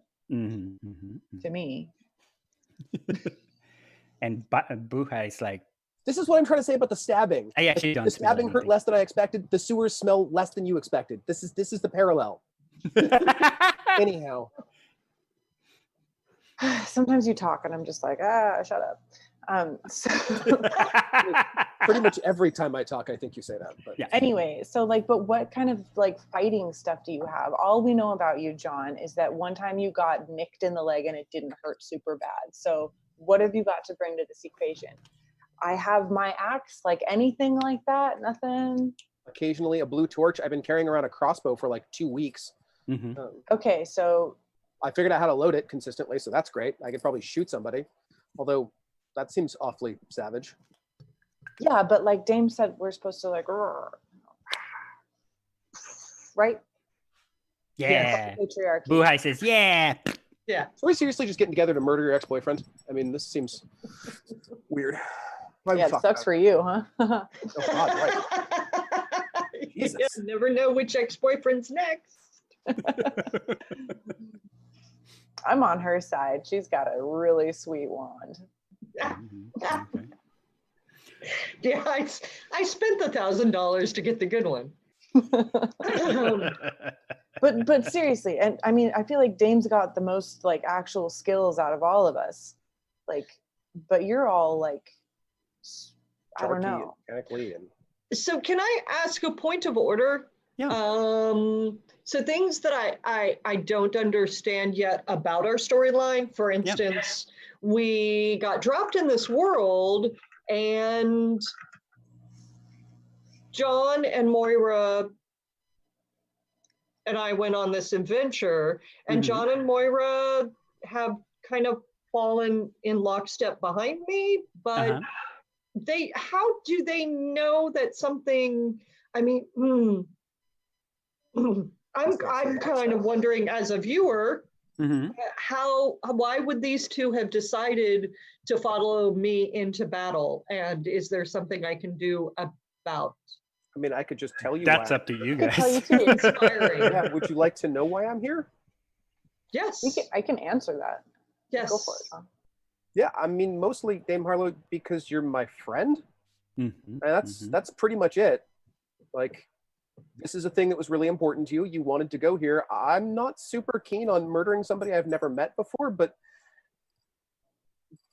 you've told me that this guy's a real jerk, and this situation seems really complicated. And while I've never been in a fantasy epic like this before, I wouldn't be opposed to killing him if it's necessary. But right now, I don't really want to shoot him from a closet or, like, I don't know, be an assassin. I'm your friend. I'm not your murder cohort. Okay, so I'm kind of like the opposite of that, but like the same side, like, you know, same coin, different sides. Totally cool with murdering that guy. Not a problem. I would love to do that for a laundry list of my own exes, let me tell you. But I think the reason that I'm following you, Dame Harlowe, is because my freaky weirdo godfather has basically threatened me with like not being able to go take care of the stuff that I told you about. And you've told me that you might be able to help me. And I'm hoping that maybe if you know more about this world that I'm stuck in, that maybe I can learn more about this world that I'm stuck in and figure out some way to get back there and fix everything. But I can't do that without jumping through all of his bullshit hoops. So I'm hoping that you seem to kind of know your way around.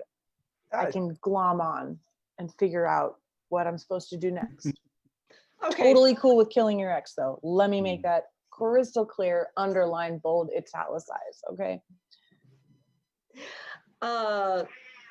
So, speak your drink.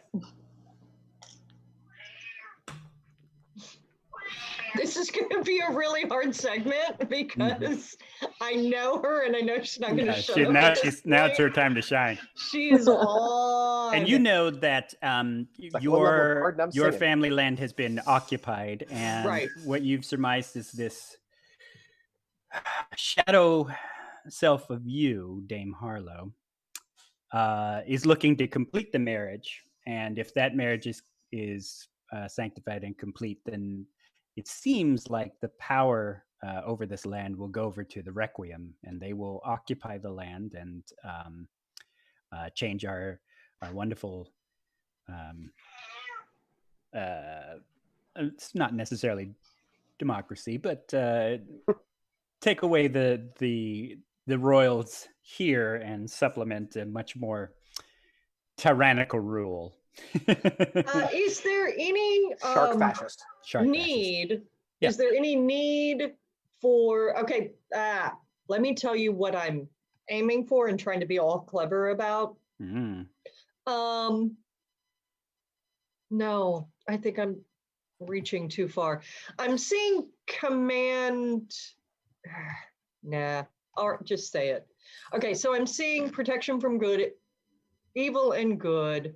And there was something I saw that was an ability to read the evil and divine sense. This is where detecting good and evil. But this only applies to me. I guess I'm asking about this because I want John, to a lesser degree Moira, but I want John to see that this isn't about a random killing. This isn't about randomly killing exes. This is truly about this male figure using women to engineer a bloodline that gives him absolute power. These are things I know because I was there before, and I don't think this has been communicated. Wait, you've told me this, and I believe you. By the way, I'm trying to actually say everything that John is saying. Yeah. I believe you. Like, yeah, we you don't need a spell to convince him to stop a you don't have to person. take any magic, That's just on that whatsoever. I just feel weird about. I feel weird about shooting a dude from the shadows. Yeah. That just. John's an insurance broker. He's never assassinated anyone. Right. But you know what I can tell. But he has insurance for it.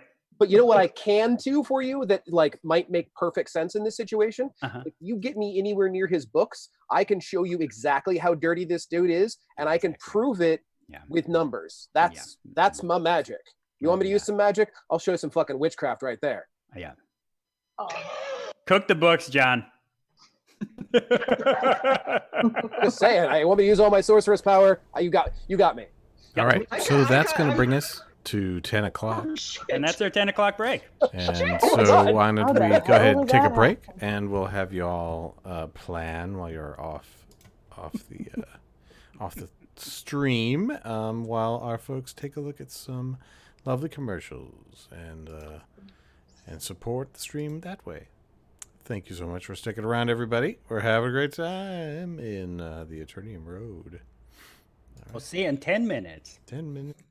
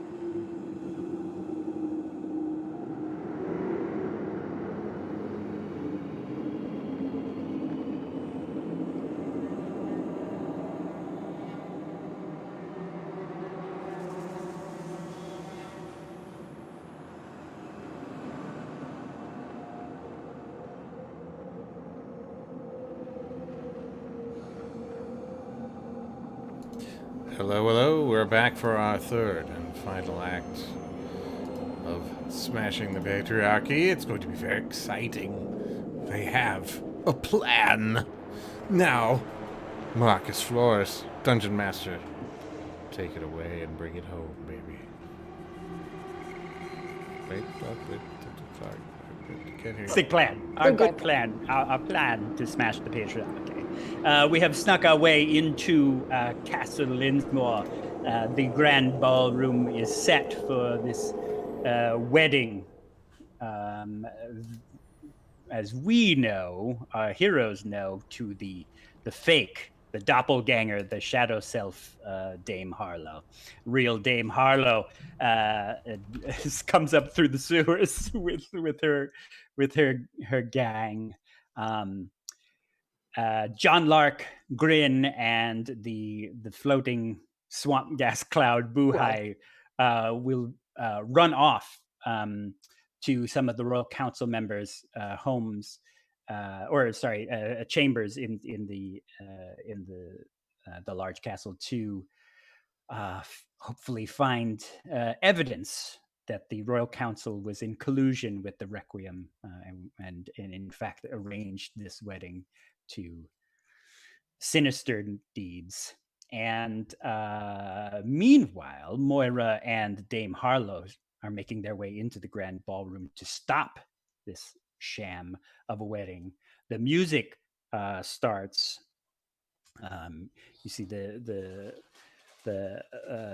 large 10-person orchestra start playing the bridal theme, and you see you're probably like peeking through these big tall tapestries.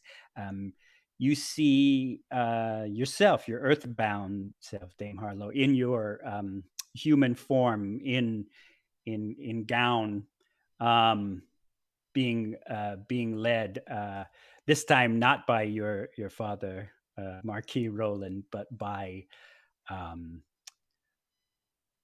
Moira Moon and John Lark, and in their earthbound selves, dressed in finery of the realm.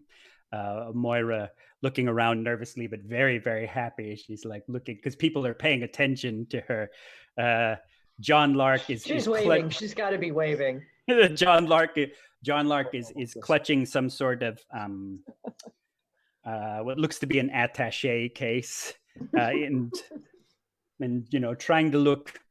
Yes, I'm supposed to be here, but more like he's looking at this. Why does he have a goatee? At this clock, yes, he has an evil goatee upon his face. So your doppelgangers are moving forward. You see yourself fully veiled and subdued.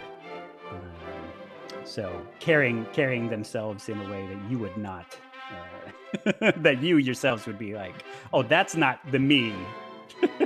Why am I walking so subdued and quietly? And she starts to make her way towards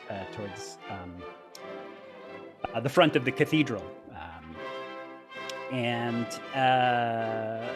it's kind of a quick cut to Grin and Buhai and John making their way up into the council apartments, and probably taking out a Requiem guard. Just for the hell of it, John, give me a stealth roll with advantage. Stealth with advantage. Fantastic. Let's see. I'm a stealthy man. No, I'm not. +1 on the dice. But so the first one is a 1. And the second one is a 4 + 1, so a 5 in total. 5 in total, so right? Let's just go with the 1 in the first place. You're gonna yeah. eat shit. You should just eat shit as badly as you possibly can. Yeah.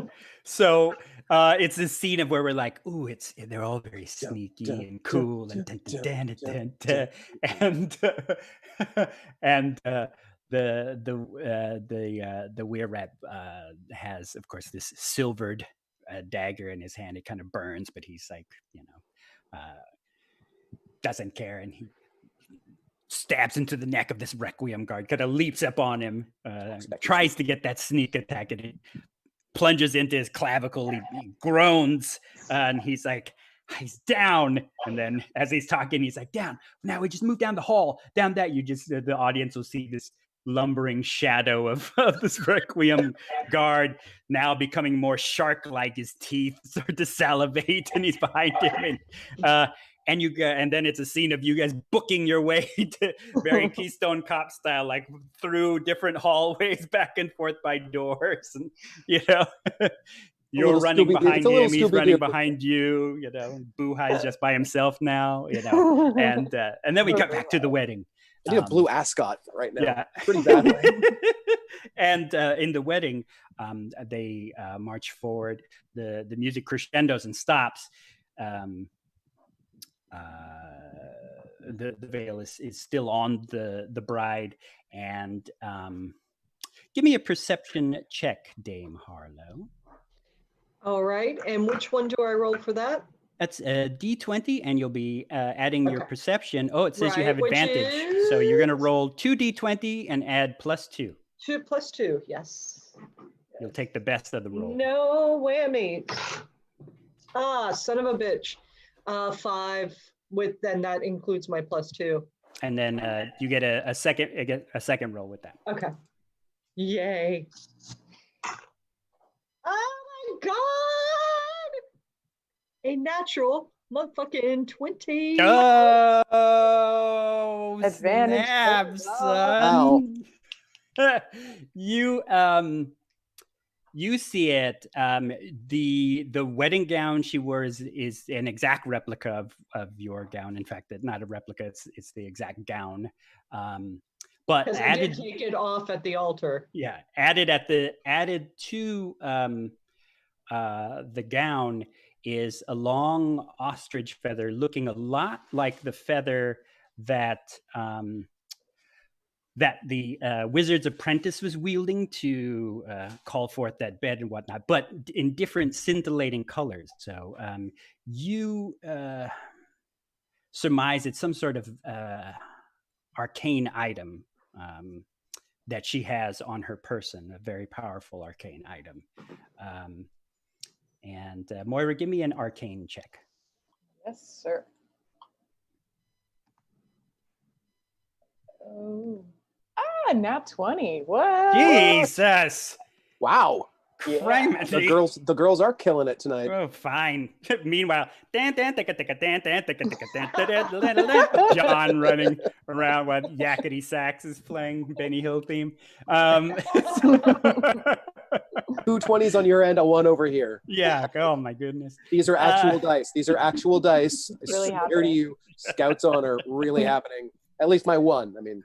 Oh yeah. I'll take a screenshot. I did the D&D Beyond dice, so. Moira, D&D Beyond dice as well. Moira, you're sensing, your warlock senses are tingling that this is not only a powerful magical feather that's attached to her. It's what's causing the glamour across the entire Linsmore marches across the entire land, making everybody see you three as they want to see. In fact, see things the way that the fake Moira wants anything to be seen. She's controlling the entire illusion. That's it. Dame Harlowe, that's it. The feather there. That's what's making the other version of me look like a total asshole. I can't believe anyone would look that pretentious just at a glance. Wow. Anyway, that's the thing that's doing it. We have to get it away. We have to destroy it. Can you influence this item? Can you have any power over this item, Moira? I mean, you have so much power in your heart and in your soul. I know that you do. You don't need a sorcerer. You don't need a higher power. It is you in your heart. Is there something you can do about this enchanted feather? There's gotta be. I mean, I burnt down a fucking yurt, right? I can burn a feather. Yes, I can burn a fucking feather. Yeah, no, I can totally do this. I can totally fucking do this. The governess Mina has been, she's safely away right now. Sorry, Mina. She didn't hear your your Definitely. I'd like to spend my story point to have her enter my montage for just a second in one of the Yeah, she's the one and then who goes disappear. running through. She's stealing new furniture for her new yurt. Runs past the nightstand. The nightstand runs past after her. Jamar!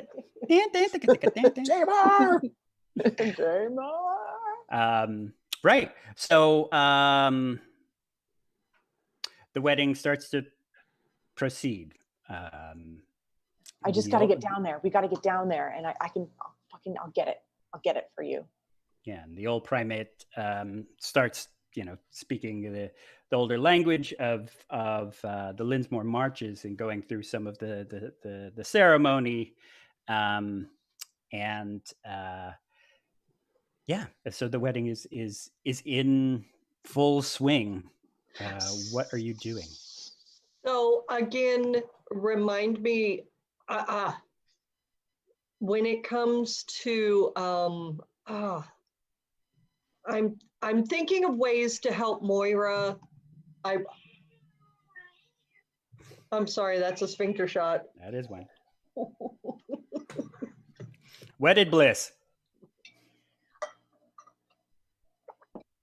I want Moira, I'm looking through my bag of tricks. I want you down there and I can get down there. We can get down there together. We just gotta when I get down there, you like make like a big distraction, and then I'll sneak around the side and grab it off of her. It's the ostrich feather is on Moira, or it's on the wedding dress, to be clear. No, it's on the wedding dress. It's on the wedding dress. Yes. Okay, I can get it. Like, I'll take care of her. We'll figure it out. But we just got to get down. You're going to challenge him to a duel. Right.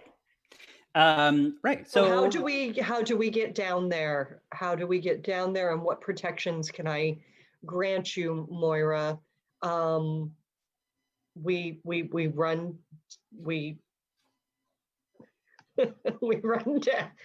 down there. Sure. Yeah. Everyone's running. Everybody's running. And actually, to enable spoken. I don't think sacred oath. I don't think that's open to jail divinity. I mean, you'd like if are you looking on your character sheet for a way to make yourself appear down there, or is it because you can just run down there, or you can it's knock on the glass like Dustin Hoffman in The Graduate and say oh my god, The Graduate.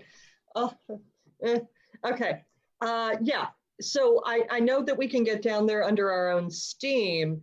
And I was just looking for a way to help Moira get to fake me and grab that feather. And maybe that's not necessary. I can take care of it. I can figure it out. I feel inspired, and I'm going to fucking burn some. I don't know. We'll find out. You can cast protection from evil on her. Oh. Thank you, voice in the sky. So, Moira, I've never loved you more than I love you right now. We will do this together. Focus with me. I will I will do the protection. Okay. So we run and slink and dodge and get down to the altar. Okay. I mean it. Yeah. And then, I mean what? Tell me. I'm just saying it's a cathedral full of people, so I probably will have you make some sort of roll to kind of get down past this crowd. But yeah, you run on down in there if you want. Sure. Well, we have to roll. We have to get past this crowd, and then protection for her as she goes down the altar if we make it there. So sweet. Yeah. Yeah. All right. So you start. You bolt your way. Both of you go running through this wedding, this cathedral, and just give me athletics, both Great, of you. okay. Hold on. Athletics. No. Oh, I don't see that on my thing, but okay. So, You have a yes, plus three. Oh, fuck got a yeah, plus I'm three. a +3. Mhm. Come on, no whammies. I am not. I'm so not fucking with y'all right now. I will Did pick you up do it my again? computer. No, it's a 17, but the Okay, monthly +3 makes that's it a 20. Yeah, we're wonderful. I rolled a 7. Oh my God, 17 is my friend tonight. That I I'm know, gonna go play 17 is Lotto tomorrow. 17's your key. So And you I go was- I was shaken. I did this. blasting on down in there. Moira, what did you get? I rolled a 7. Yeah, okay. You Not so strong. your That's Instagram for you. your large body of your bog witch self gets tackled as probably one of his men leads you through and tackles you down, but that allows for Dame Harlowe to leap past several others, as well as guests who are just, they're just family members or guests of the realm who are like, "Duh!" and they're kind of getting shoved out of the way. And Dame Harlowe superhero lands, knee and fist to the ground, ka-kung, in the Oh, that's middle really of hard on this the cartilage. cathedral. It kind of rings, ba-bong, Yeah. and someone screams Naval, and Rutger Hauer is there. No, that's a different movie, and I love Lady Hawk, but that's not the wedding we're talking about. And you land in the center of this. The primate stops the wedding. He said, he kind of, by the gods of the Midway, what is this? And there is Galeo. He kind of sneers as he sees, to his surprise, what's there. And yourself under veil, your shadow self, your doppelganger, still into the veil. You could feel her eyes like staring at you under the veil, as well as the rest of the wedding party, which is John Lark and and the fake Moira Moon, or the other Moira Moon. So it is a surprise. It is your round. What are you doing, Dame Harlowe?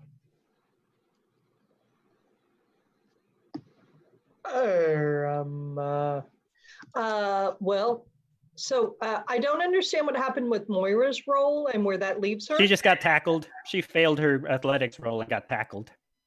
It's okay.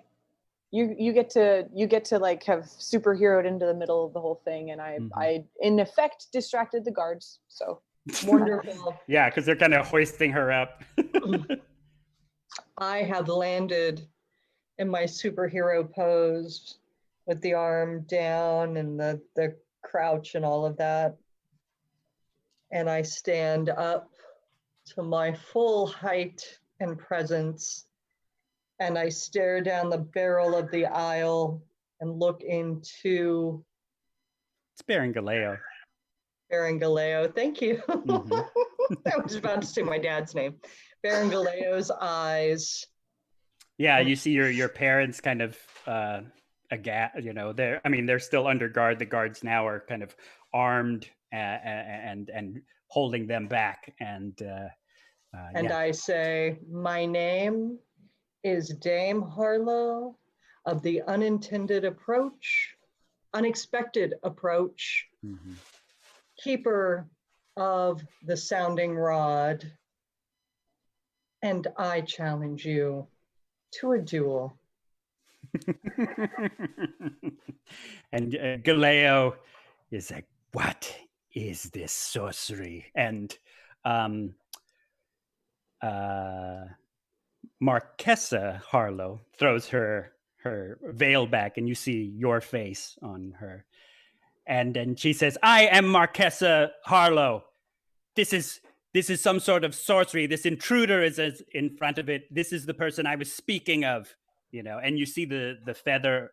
You only see, all three of you, not three of you, the two of you see the feather on her wedding gown kind of flutter in a light and scintillating color, and all of them, all these people look at you, and you look plane. You're not in your shifter form to them.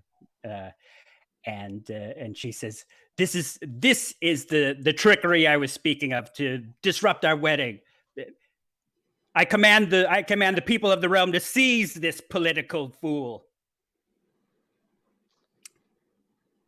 Don't worry, I'll be right there with the real information to prove how wrong they are. Yeah. Yeah, by now it's kind of like you burst into one of the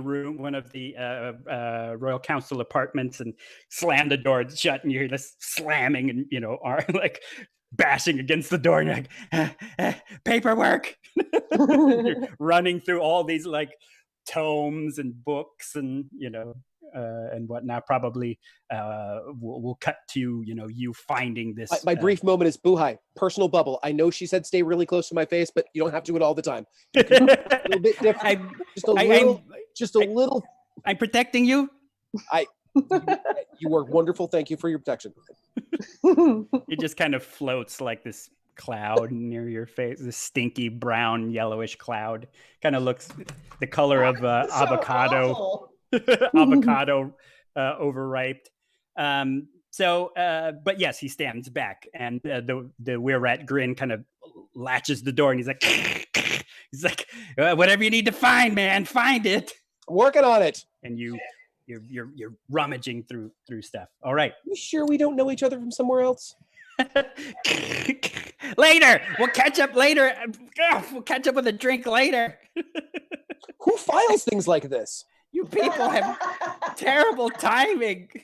This is not the time for small talk. Terrible system. Oh my God, we're gonna die. And meanwhile, down below, what are the two of you doing? Moira, you are kind of being yanked up by these two Requiem guards. They have each arm in your hand. The doppelganger of you is staring daggers at you, and you can see her kind of thrumming this weird looking dagger by her hilt, and you can see her mouthing some words, and yeah, but you hear it ring out, arrest both of them. And take them away. Yes, I know exactly what I want to do. Okay, go for it. You let me know again if I can. I want to utilize my Fey presence, Yes. which is to freak out my guards just for a split second. And my goal is, with all of this powerful emotion and trust and confidence that Dame Harlowe has inspired within me, I think I can Palpatine that fucking feather, and I'm gonna do this shit. I'm gonna do it all the way from the other side of the cathedral. I don't care if they grab me again after that. I just need to get them off me for long enough to complete the somatic and verbal components to complete that spell. Okay, gotcha. That's my goal. So the first part is that Fey presence, which is just a DC 13 save. A wisdom DC 13 save from these two. Yeah. These two ruffians. And again, I can't charm them, but I can definitely swamp witch those fuckers. So swamp witch these fuckers. Swamp witch them. All right. I'm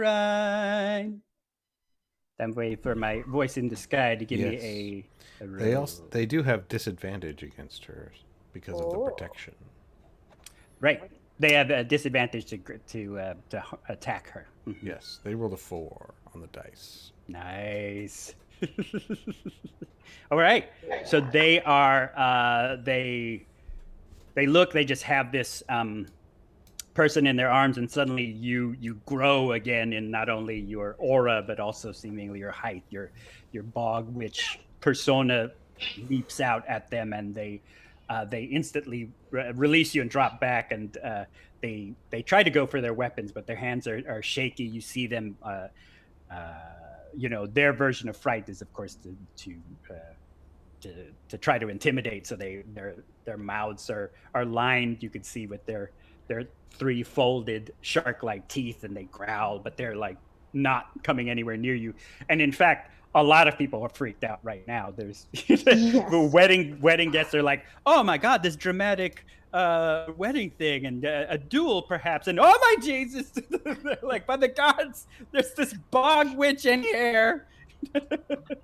Normally, this would really not be okay because I know I look really fucking scary right now, but I'm feeling like I'm really empowered and I'm gonna fucking lean into it. And this is who I am now. And it's okay to be ugly. And I'm gonna be okay with this. And yes, and fuck you and your stupid fucking feather Palpatine lightning bolt. Yeah, Palpatine lightning bolt. Palpatine right. lightning bolt. If that's okay, it's technically another action. So if we're in rounds, Yeah, we'll do. I'll get to Dame Harlowe and then we'll get your Palpatine lightning bolt. We don't owe any royalties on that, right? No, we don't. No. Sorry, Disney. We'll get you at the chocolatine lightning bolt or something. Chocolatine. Yeah, chocolatine. Dame Harlowe,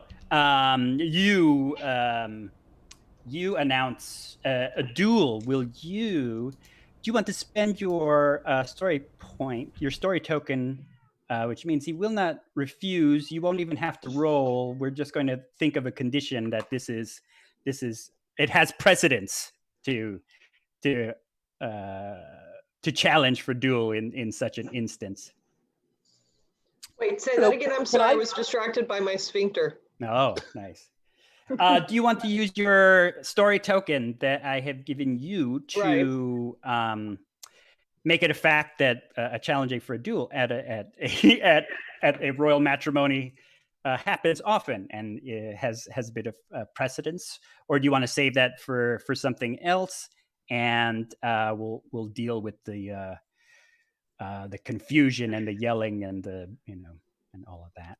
Yeah, no, I want confusion and yelling. Gotcha. Yeah, okay. I'm down for confusion and yelling. No, it is not normal to have a showdown at the altar. It's not. But this situation is so dire and so steeped in patriarchy that... So steeped in patriarchy. The sphincter does not like patriarchy. All right, shh. We're getting drunk. Shh. And okay. Yeah, no, this is not normal. So right. Yeah. So so with that, Requiem guards and March wardens are moving towards you, maybe not so much towards Moira. They're shakingly moving a little towards Moira to surround Moira, but Requiem guards and March wardens are moving towards you on the command of not only Baron Galeo but Marquesa Harlowe to arrest you, to take you out of this way and for their wedding to continue. And it probably did happen right when the primate was says, if anybody has any objection to this royal wedding now, which of course Galeo would say, like, if you fucking say that, I'm gonna eat you right here in front of all these people. Who puts that clause in? This is, oh my God. But yes, you had something to object to. So what are you doing? They are coming towards you, weapons in bear, to arrest you. They're coming at me with weapons to arrest me. Yes. And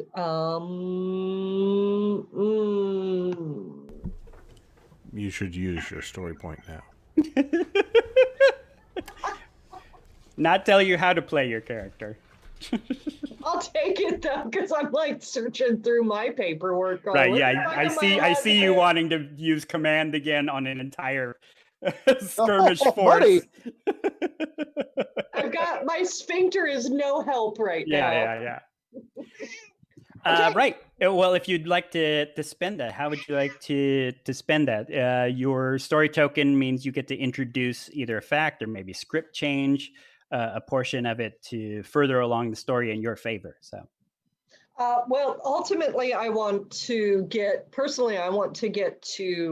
facing this bad boy down. Okay. So I want to take a step that that directs that.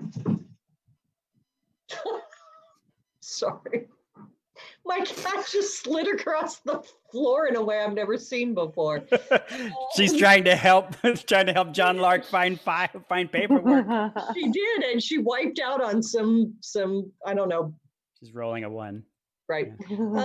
I'd like to I want to do whatever proceeds to dueling this motherfucker. Okay. So the change of storyline would be, so the guards are coming at me, and Galeo is at the end of the altar, and the guards are held in a freeze. Okay. Perhaps even a total sort of Sleeping Beauty-esque moment of the entire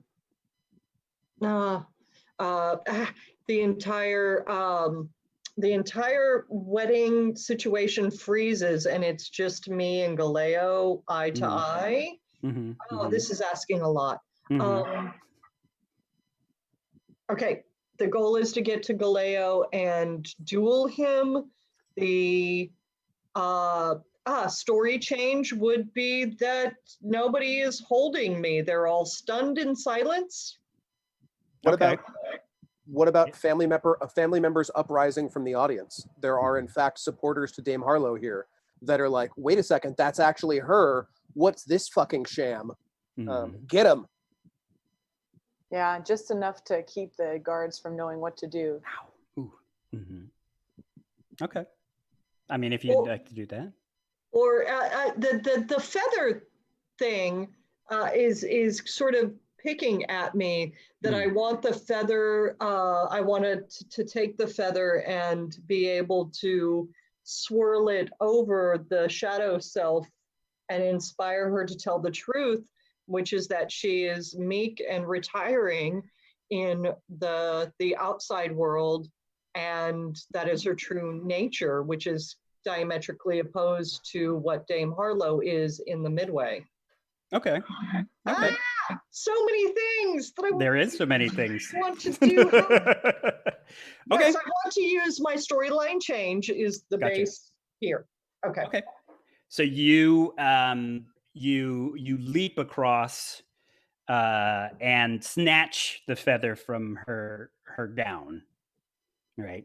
And it activates in your hand, and you can feel it.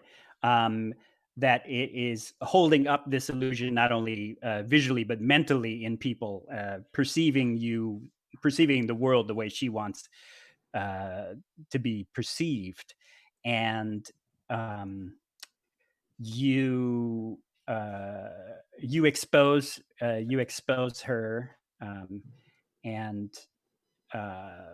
you sense that, you feel it. The reason why she was doing all of this is she is opposed to you. She is submissive, and all she wants to do is to live in this world where she can be powerful by just submitting, by just letting this man take care of her, and she can have some sort of power by being protected and just being a kept thing, and that floods in your mind. Her plans flood in your mind as she's imbued this feather to help her with this goal. And it's kind of intoxicating. I mean, it's kind of scary, because this is a fight. This is a fight within the heart of so many. Yeah. She represented what you hated and why you ran away from this whole wedding thing, is you wanted your independence, and something greater called to you, and she is perfectly happy to submit and be second ranked. And so with that, a lot of her illusion starts to unravel. You the people of the realm start to see you. They start to see your octopus style hair. They don't see your kind of mousy hair as she is representing, and see the true Dame Harlowe. They see her. They see Dame Harlowe, but her light, of course, doesn't shine brightly. The focus isn't on her, and and Galeo sees this, but also says, "Well, why would I want something that opposes me when I could have married something that will obey me?" And he says, "Perhaps I'll just do away with you and marry her anyways." And your father, Roland, shouts out as others are leaping up from the crowd to help, March Wardens start to defy the Requiem guards. And your father pulls out the family sword that he's trained you with before, and he yells. He said, "My daughter!" And he throws the sword. It leaps and comes into your hand. He says, "End this thing and bring honor back to our family." And we will cut to John Lark. There is a case in front of you. It is locked. By now, we'll say that we've for the hell of it, we've roughed up an old man. No, I'm kidding. I feel terrible about myself, but it an was old necessary. council member. It was perhaps something because since Grin was assassin and master of secrets, told you it was there. It has some of the seals and deals of what their plans were. This sort of alchemical genetic experiment that was going to go on with the people by turning the people of the marches into these obedient wereshark things, turning them into a bunch of nurse sharks to be commanded over by a bunch of tiger sharks, or lampreys maybe. And are you going to try to unlock it? Or are you just John will cast about looking for a key because that's his way, and then just drive his elbow through the glass because time is of the essence right now. Correct. Now, not the time to be a sissy. Shatter that and. Oh, nice. Yeah, I'm not bleeding as much. Weird. Right. You kind of smash through it. You see it burst forward. This cold, necrotic energy kind of ripples apart and tears it open slightly. You don't know why. And even Buhai is like, it is you, my lord. For an instant. And he said, "Oh, you're hiding again, my lord." And now's not the time. And you pull forth all the ledgers, all the books, all the paperwork, all the paper trail from that. There still is slamming against the door as the Requiem guard is outside. What do you plan on doing about that? All it is just narrative, really. How do you escape?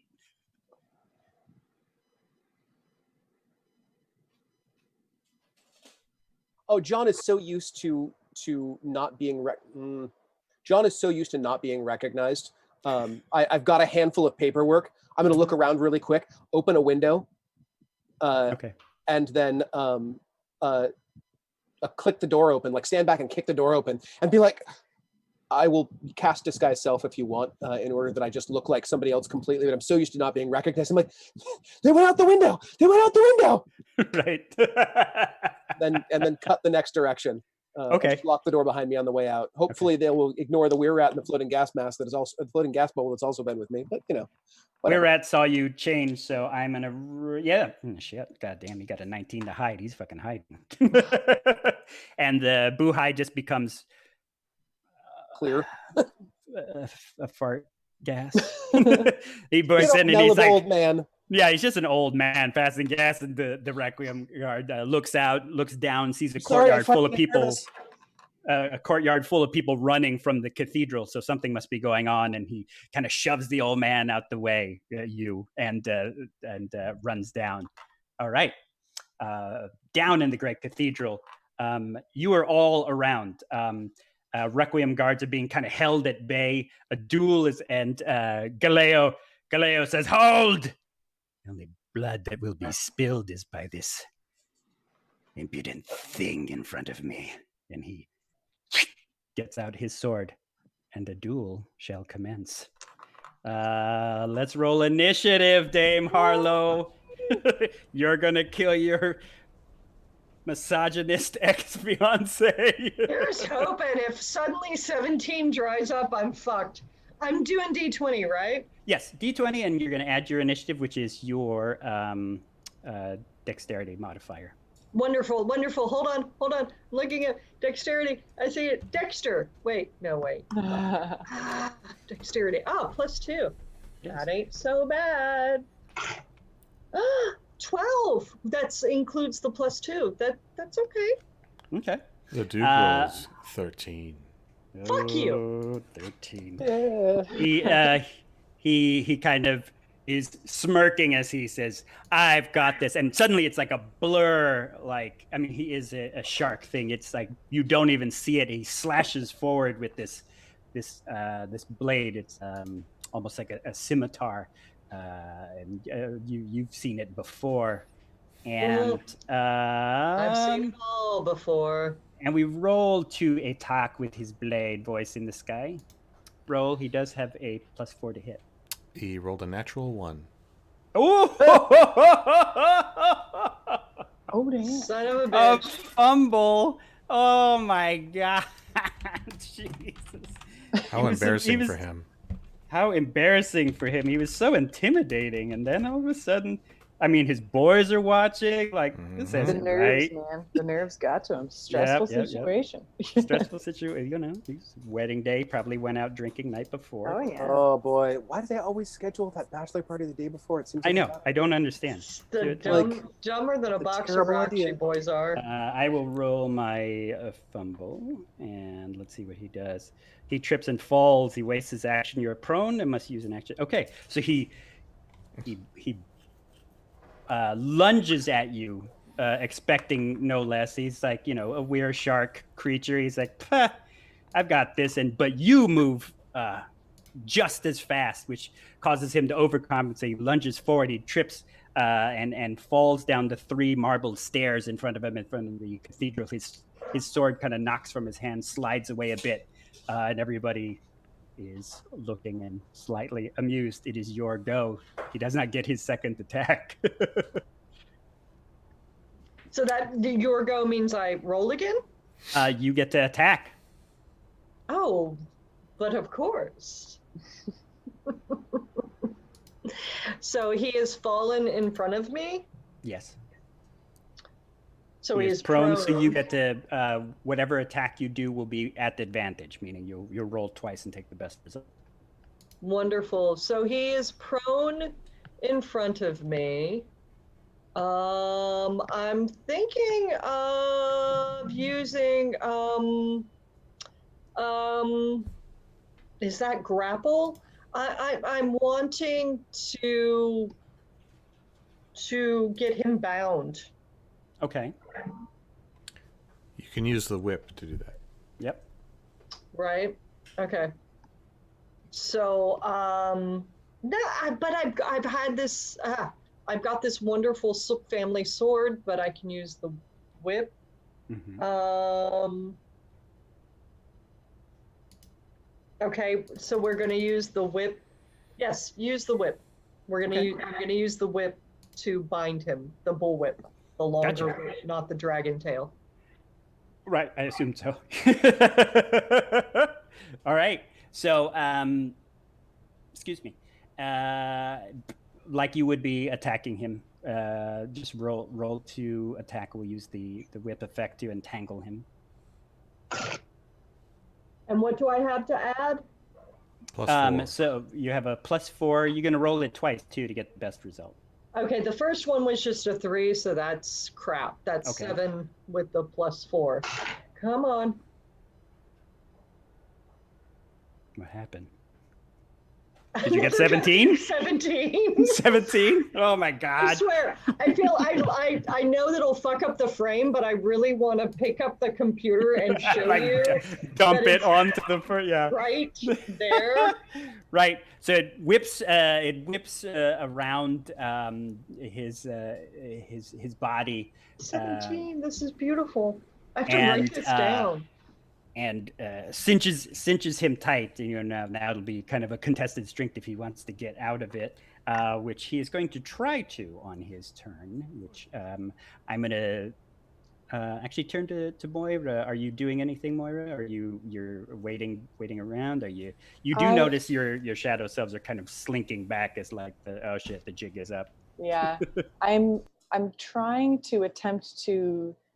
While everyone's focused on the duel, sneak around one of the side aisles rather than the middle aisle, go around the side and intercept them. And my goal is to break some of my mushrooms off of my neck and shove them in their mouths. To make them to make them high. Gotcha. Just really trying to embrace my true self here.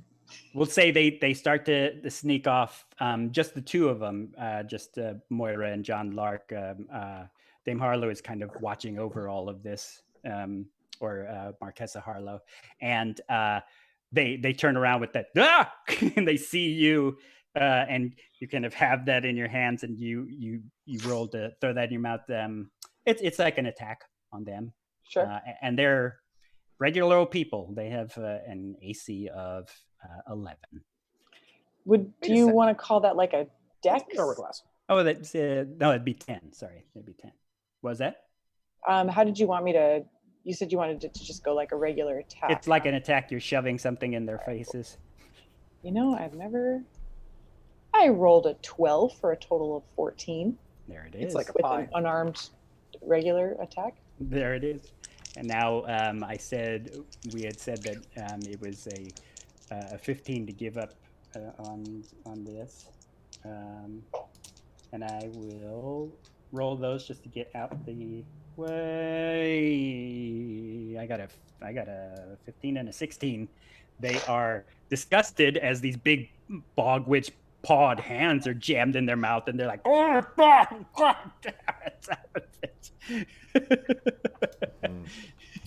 So Right. do it for you, maybe more. Yeah, and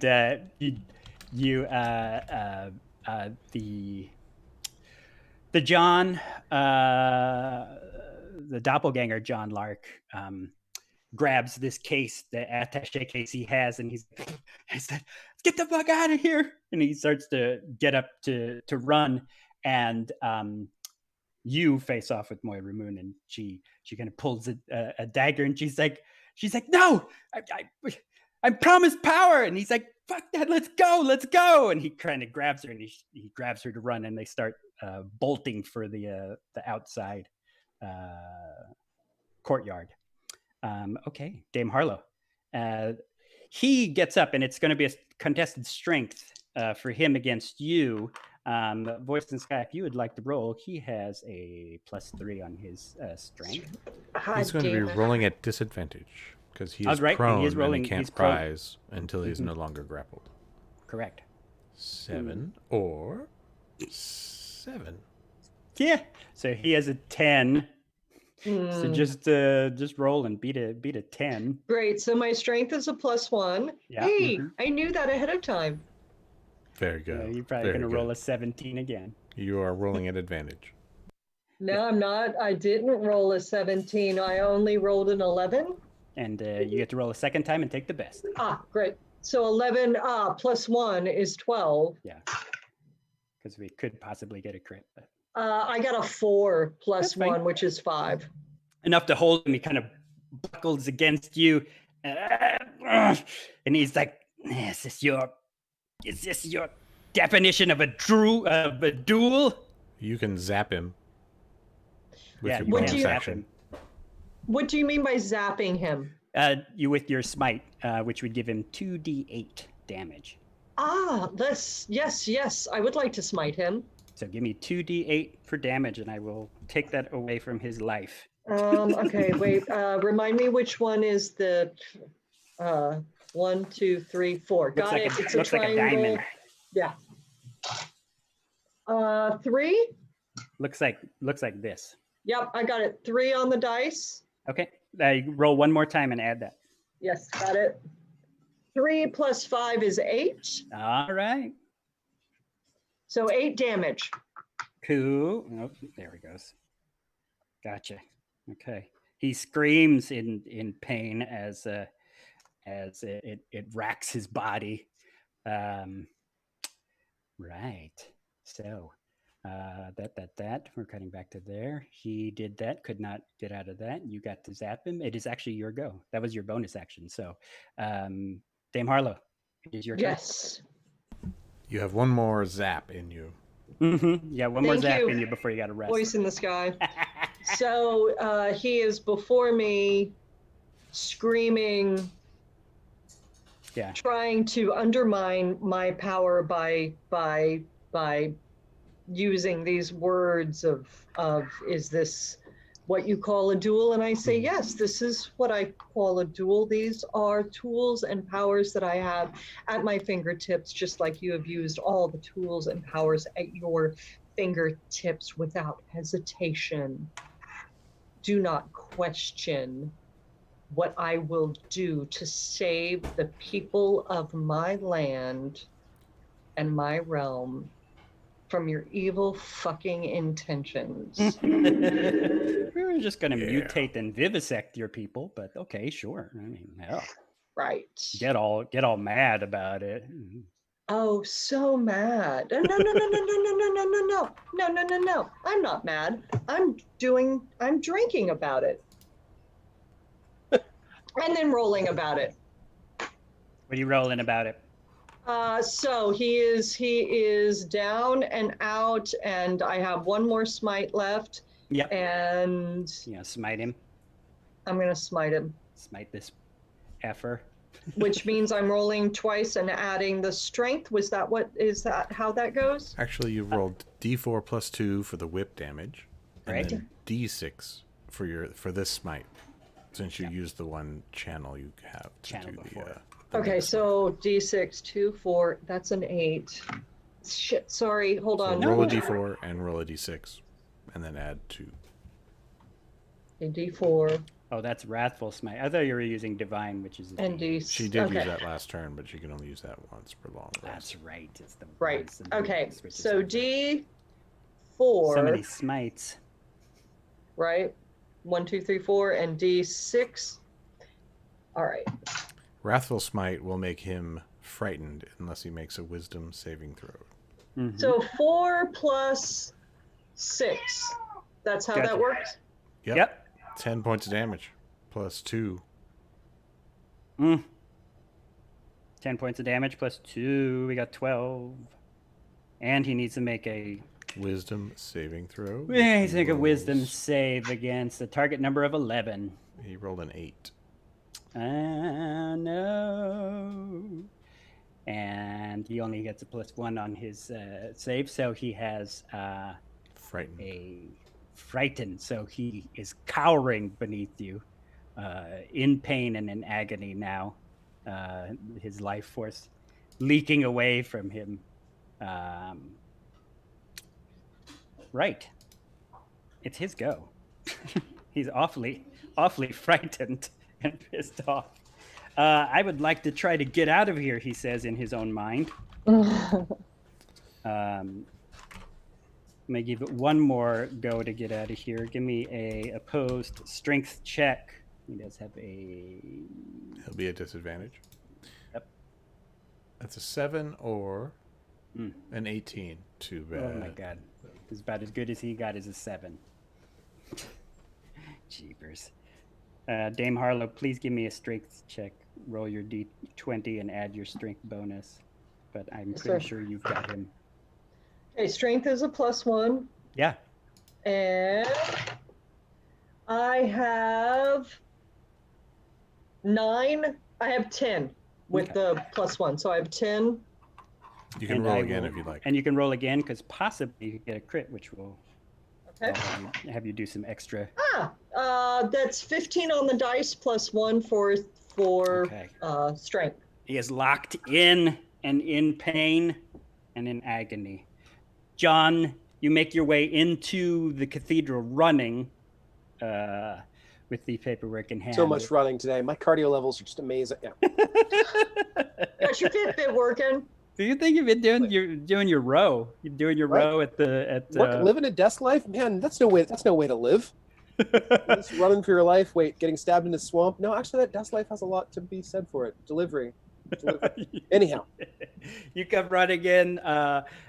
Your companions, Grin and Buhai, are following close behind you. You have physical ledgers. You have evidence in your hand about some of the plots of some of the members of the Royal Council teaming with the Requiem to sell their people, basically, to sell their people to this alchemical mutation and this experiment.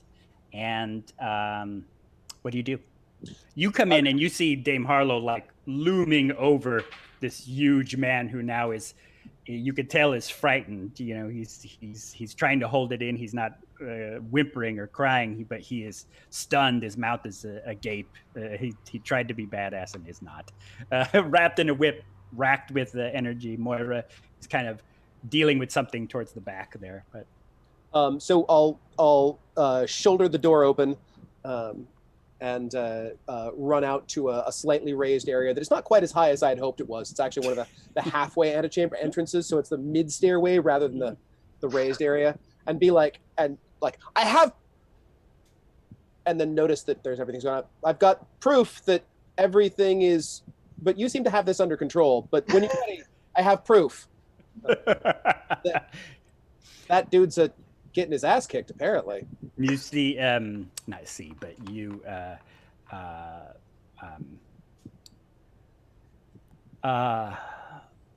this woman comes over, done in finery, older woman, looks a lot like an older version of Harlowe, and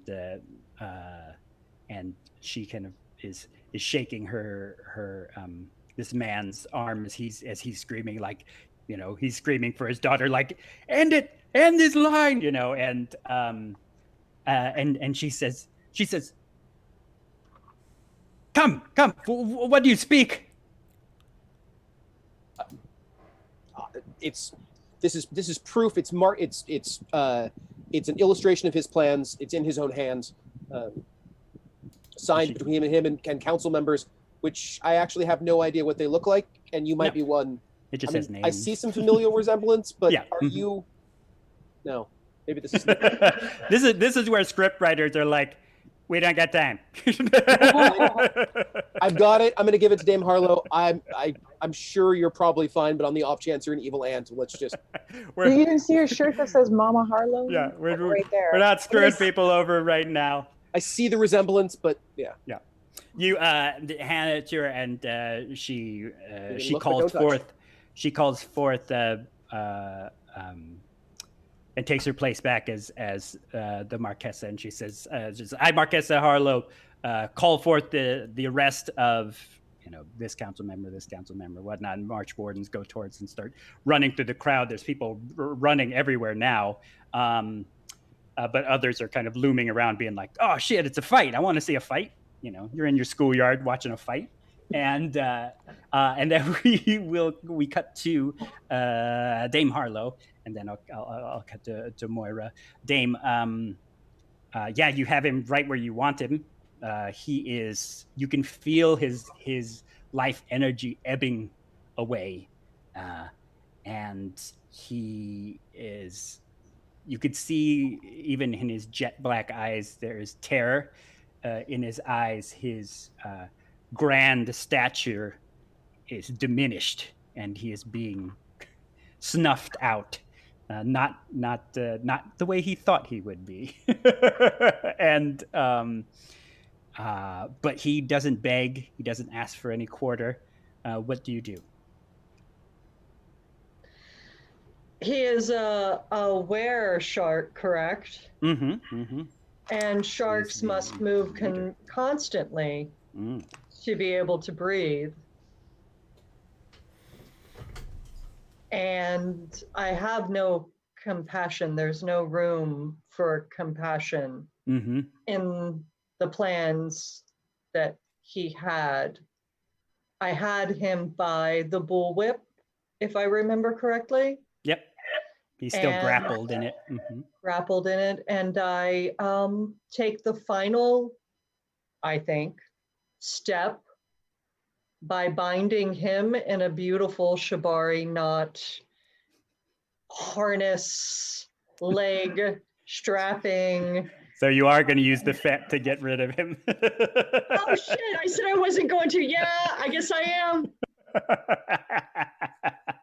Well, that was when I was focused on the sword. But see, I think this has beauty in it because I'm going to shibari him to the pews Okay. in the church so that he can no longer move. And in his Wereshark state, being immobile means that he cannot breathe. And with that, he will be extinguished.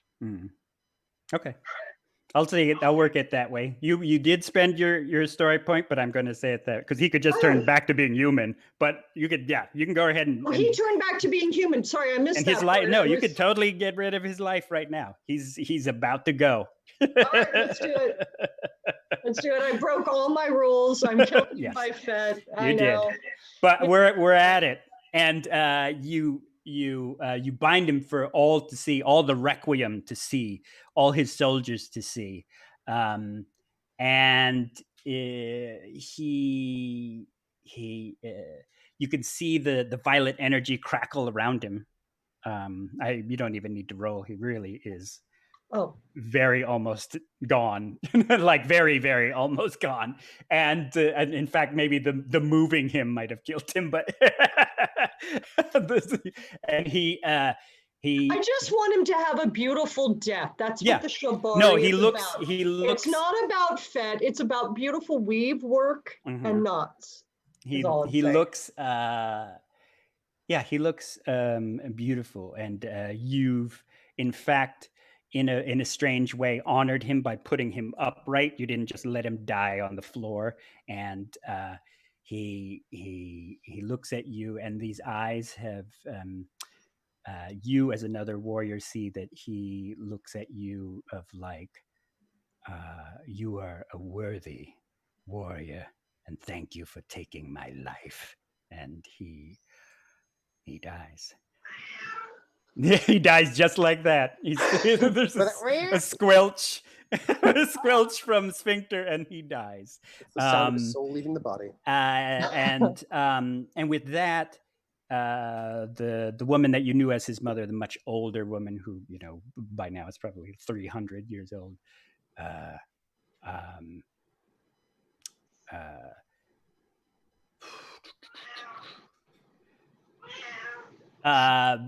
because it was his plan.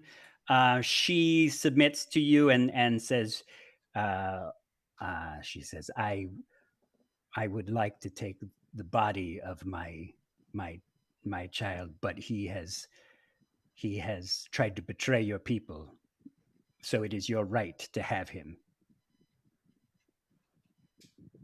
I give you respect and love, woman to woman, and mother as a mother. Take your son and bury him beautifully. Yep. And she bows to you and commands her forces. They take his body, and it's actually not a burial. a warrior has fallen that has tried to use their people as something. So they bow to you and your family line, and then they devour Baron Galeo and tear him apart, and then move quietly like sharks out of the cathedral. Panicked Royal Council members know that the jig is up and are all being arrested for trying to sell and compromise the health of the people of the marches, and will probably be subjected to war crimes. And Moira, those two went running off. What are you doing? By now, the other Harlowe is trying to make her escape as well. Yeah, I'm gonna let the other me and the other John escape and make sure that I get the ostrich feather off of the the other Dame Harlowe. Got it. However I need to. Yeah. So that got yanked up off of her, and she tried to slink away in all the grand speeches and the whatnot. Maybe I can grab her whole head with my giant swampy paw and just right. Give me a give me a perception. She was trying to stealth away herself. Yeah. Oh, fun. I only rolled a 7, so it's a 10. Okay. Not great. As you look around, there is the only thing that you see towards the back of the cathedral is a wedding veil and a bouquet, but that is the last that you see of any evidence of the other shadow, Harlowe. So the ostrich feather gets away too? Nope, ostrich feather was snatched up by Dame Harlowe. She had it. Okay, cool. Okay. So that I still believe in myself, so whatever. So I will wrap it up by saying, of course, that the council members are arrested. There's probably, going to be some sort of inquiry and further investigation, I'm sure, into not only their cause but also the people of the Requiem, as well as I'm sure a power gap there. So they're going to be dealing with all of that business. And what do you all do? You reunite with your family, and they, it's 11:16, so we'll have to fast track it and say that there is your father asked for forgiveness, and he just became a victim to the politics and the bureaucracy, and thought that it was a arranged wedding, and fell into the old ways, which was like, oh, there's this great sign, and my daughter is this chosen being, and and so both your parents kind of fell into this propaganda of like, oh, obviously you guys need to be married and you'll unite our people for a better cause, but meanwhile a lot of things were working behind the scenes to undermine that, and the further they got aware of it, the more that they got kicked out of the voting power, the decision power by a larger council, because the royal council is basically like the parliamentary, and worked in ways to remove them, but that has been reinstalled, and they ask you, Dame Harlowe, if you will be joining us and sit council in the marches as we rebuild. No, I will not. I can forgive you your choices, but ultimately all of my life and my well-being, shut the fuck up. This is my big moment, goddammit. My life and my well-being were in your hands. Until I married, I was completely and totally in your hands and your keep. You made the choices you made and they were not good choices. I forgive you because you came to my aid when the moment of truth came about. But I returned to the priory and my discipline, where I know that I have myself to rely on, and I cannot be betrayed except by my own iniquities and my own clouded visions. And I'm going to rely on those things. And I'm going to thank you, and I bow to you in gratitude and kiss the hem of your robes for bringing me into adulthood safely. But beyond that point, I could have been the victim of such a horrible plot, and I cannot forget that. I will continue on with my charge as a member of the Priory of Albion. I love you, and I leave you. Nice. All right. With that, all three of your storybooks jiggle and kind of spark to life, and write in the story of in your own ways of all that's happened. And in fact, if you look in the book, you see all three of your shadow selves disappearing kind of off the page. Not the ink doesn't disappear, but their story kind of ends there too. So it's hard to follow them as to what they're doing. They're on the run, trying to get back to the others probably. And so you know that you were trying to meet up with your friends to relay that your shadow selves are plotting in all their separate ways against all of you. And I will say that because you found out that this plan had come into fruition a year before all this, and you would only be in the Midway for a few days.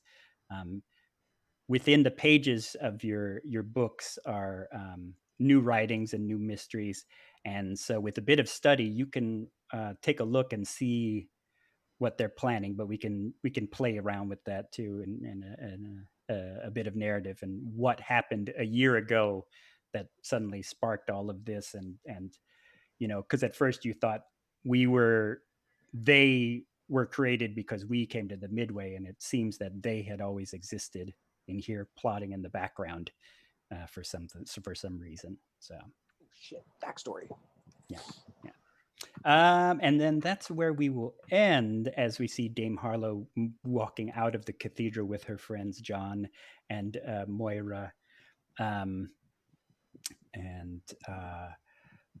as the marches try to Sphincter try to serve penance and rebuild themselves after all of this. So there he is. We ended Dame Harlowe's story arc. She came back home. She avenged, and she killed that son of a bitch. So I hope you had a good time tonight. Well done. Thank you for the amazing game, Marcus Flores, and our players, Jared, Lisa, and Jess. You guys are awesome. All right, that'll take us out. Thank you so much. We'll see you soon next week for the finale of the Deeplington Rognobble story. All right, bye-bye, everybody. Bye, everybody. Thanks for joining us. We're sorry we went a little longer, but we wanted to wrap up. It was worth it. It's great We adventure. did it right. So worth it. So our Dungeon Master has been Marcus Flores. Our players have been Jessica Grant, Moira Moon, Lisa Hyde, Mark Johnson, Scott Levkoff, Stephanie Muffson, and Jared Williams. I am your executive producer, Marty Kaplan. As I mentioned, next Tuesday we have the Aternium Road as our regular time, 8 p.m. And a week after that, at the end of the week, we'll have on Friday Shadow Stories, Episode 4, Delta Green, Death of Hippie. I'll be running that one. It's going to be terrible. And then that's upcoming even more in September, other Shadow Stories run by Marcus, powered by the Apocalypse game, a Spirit of the 77 game, and of course our regular bi-weekly games, the Blackbird Tavern and the Midway Wrestling Alliance, all coming up on Midway Tabletop. Thank you for attending and walking the Aternium Road with us tonight. We'll see you all soon on the road.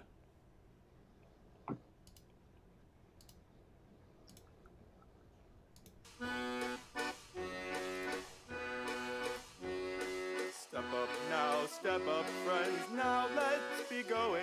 For here in the Midway a strange wind is blowing. Where the lights are brighter, the laughter is knowing. Friends, into this tent now of marvels we're going. Sing Sing it loud. Ballyhoo, bally high. Sing it low and sing it high. A song for the ages, for you and for me, where the carnival mirror is calling.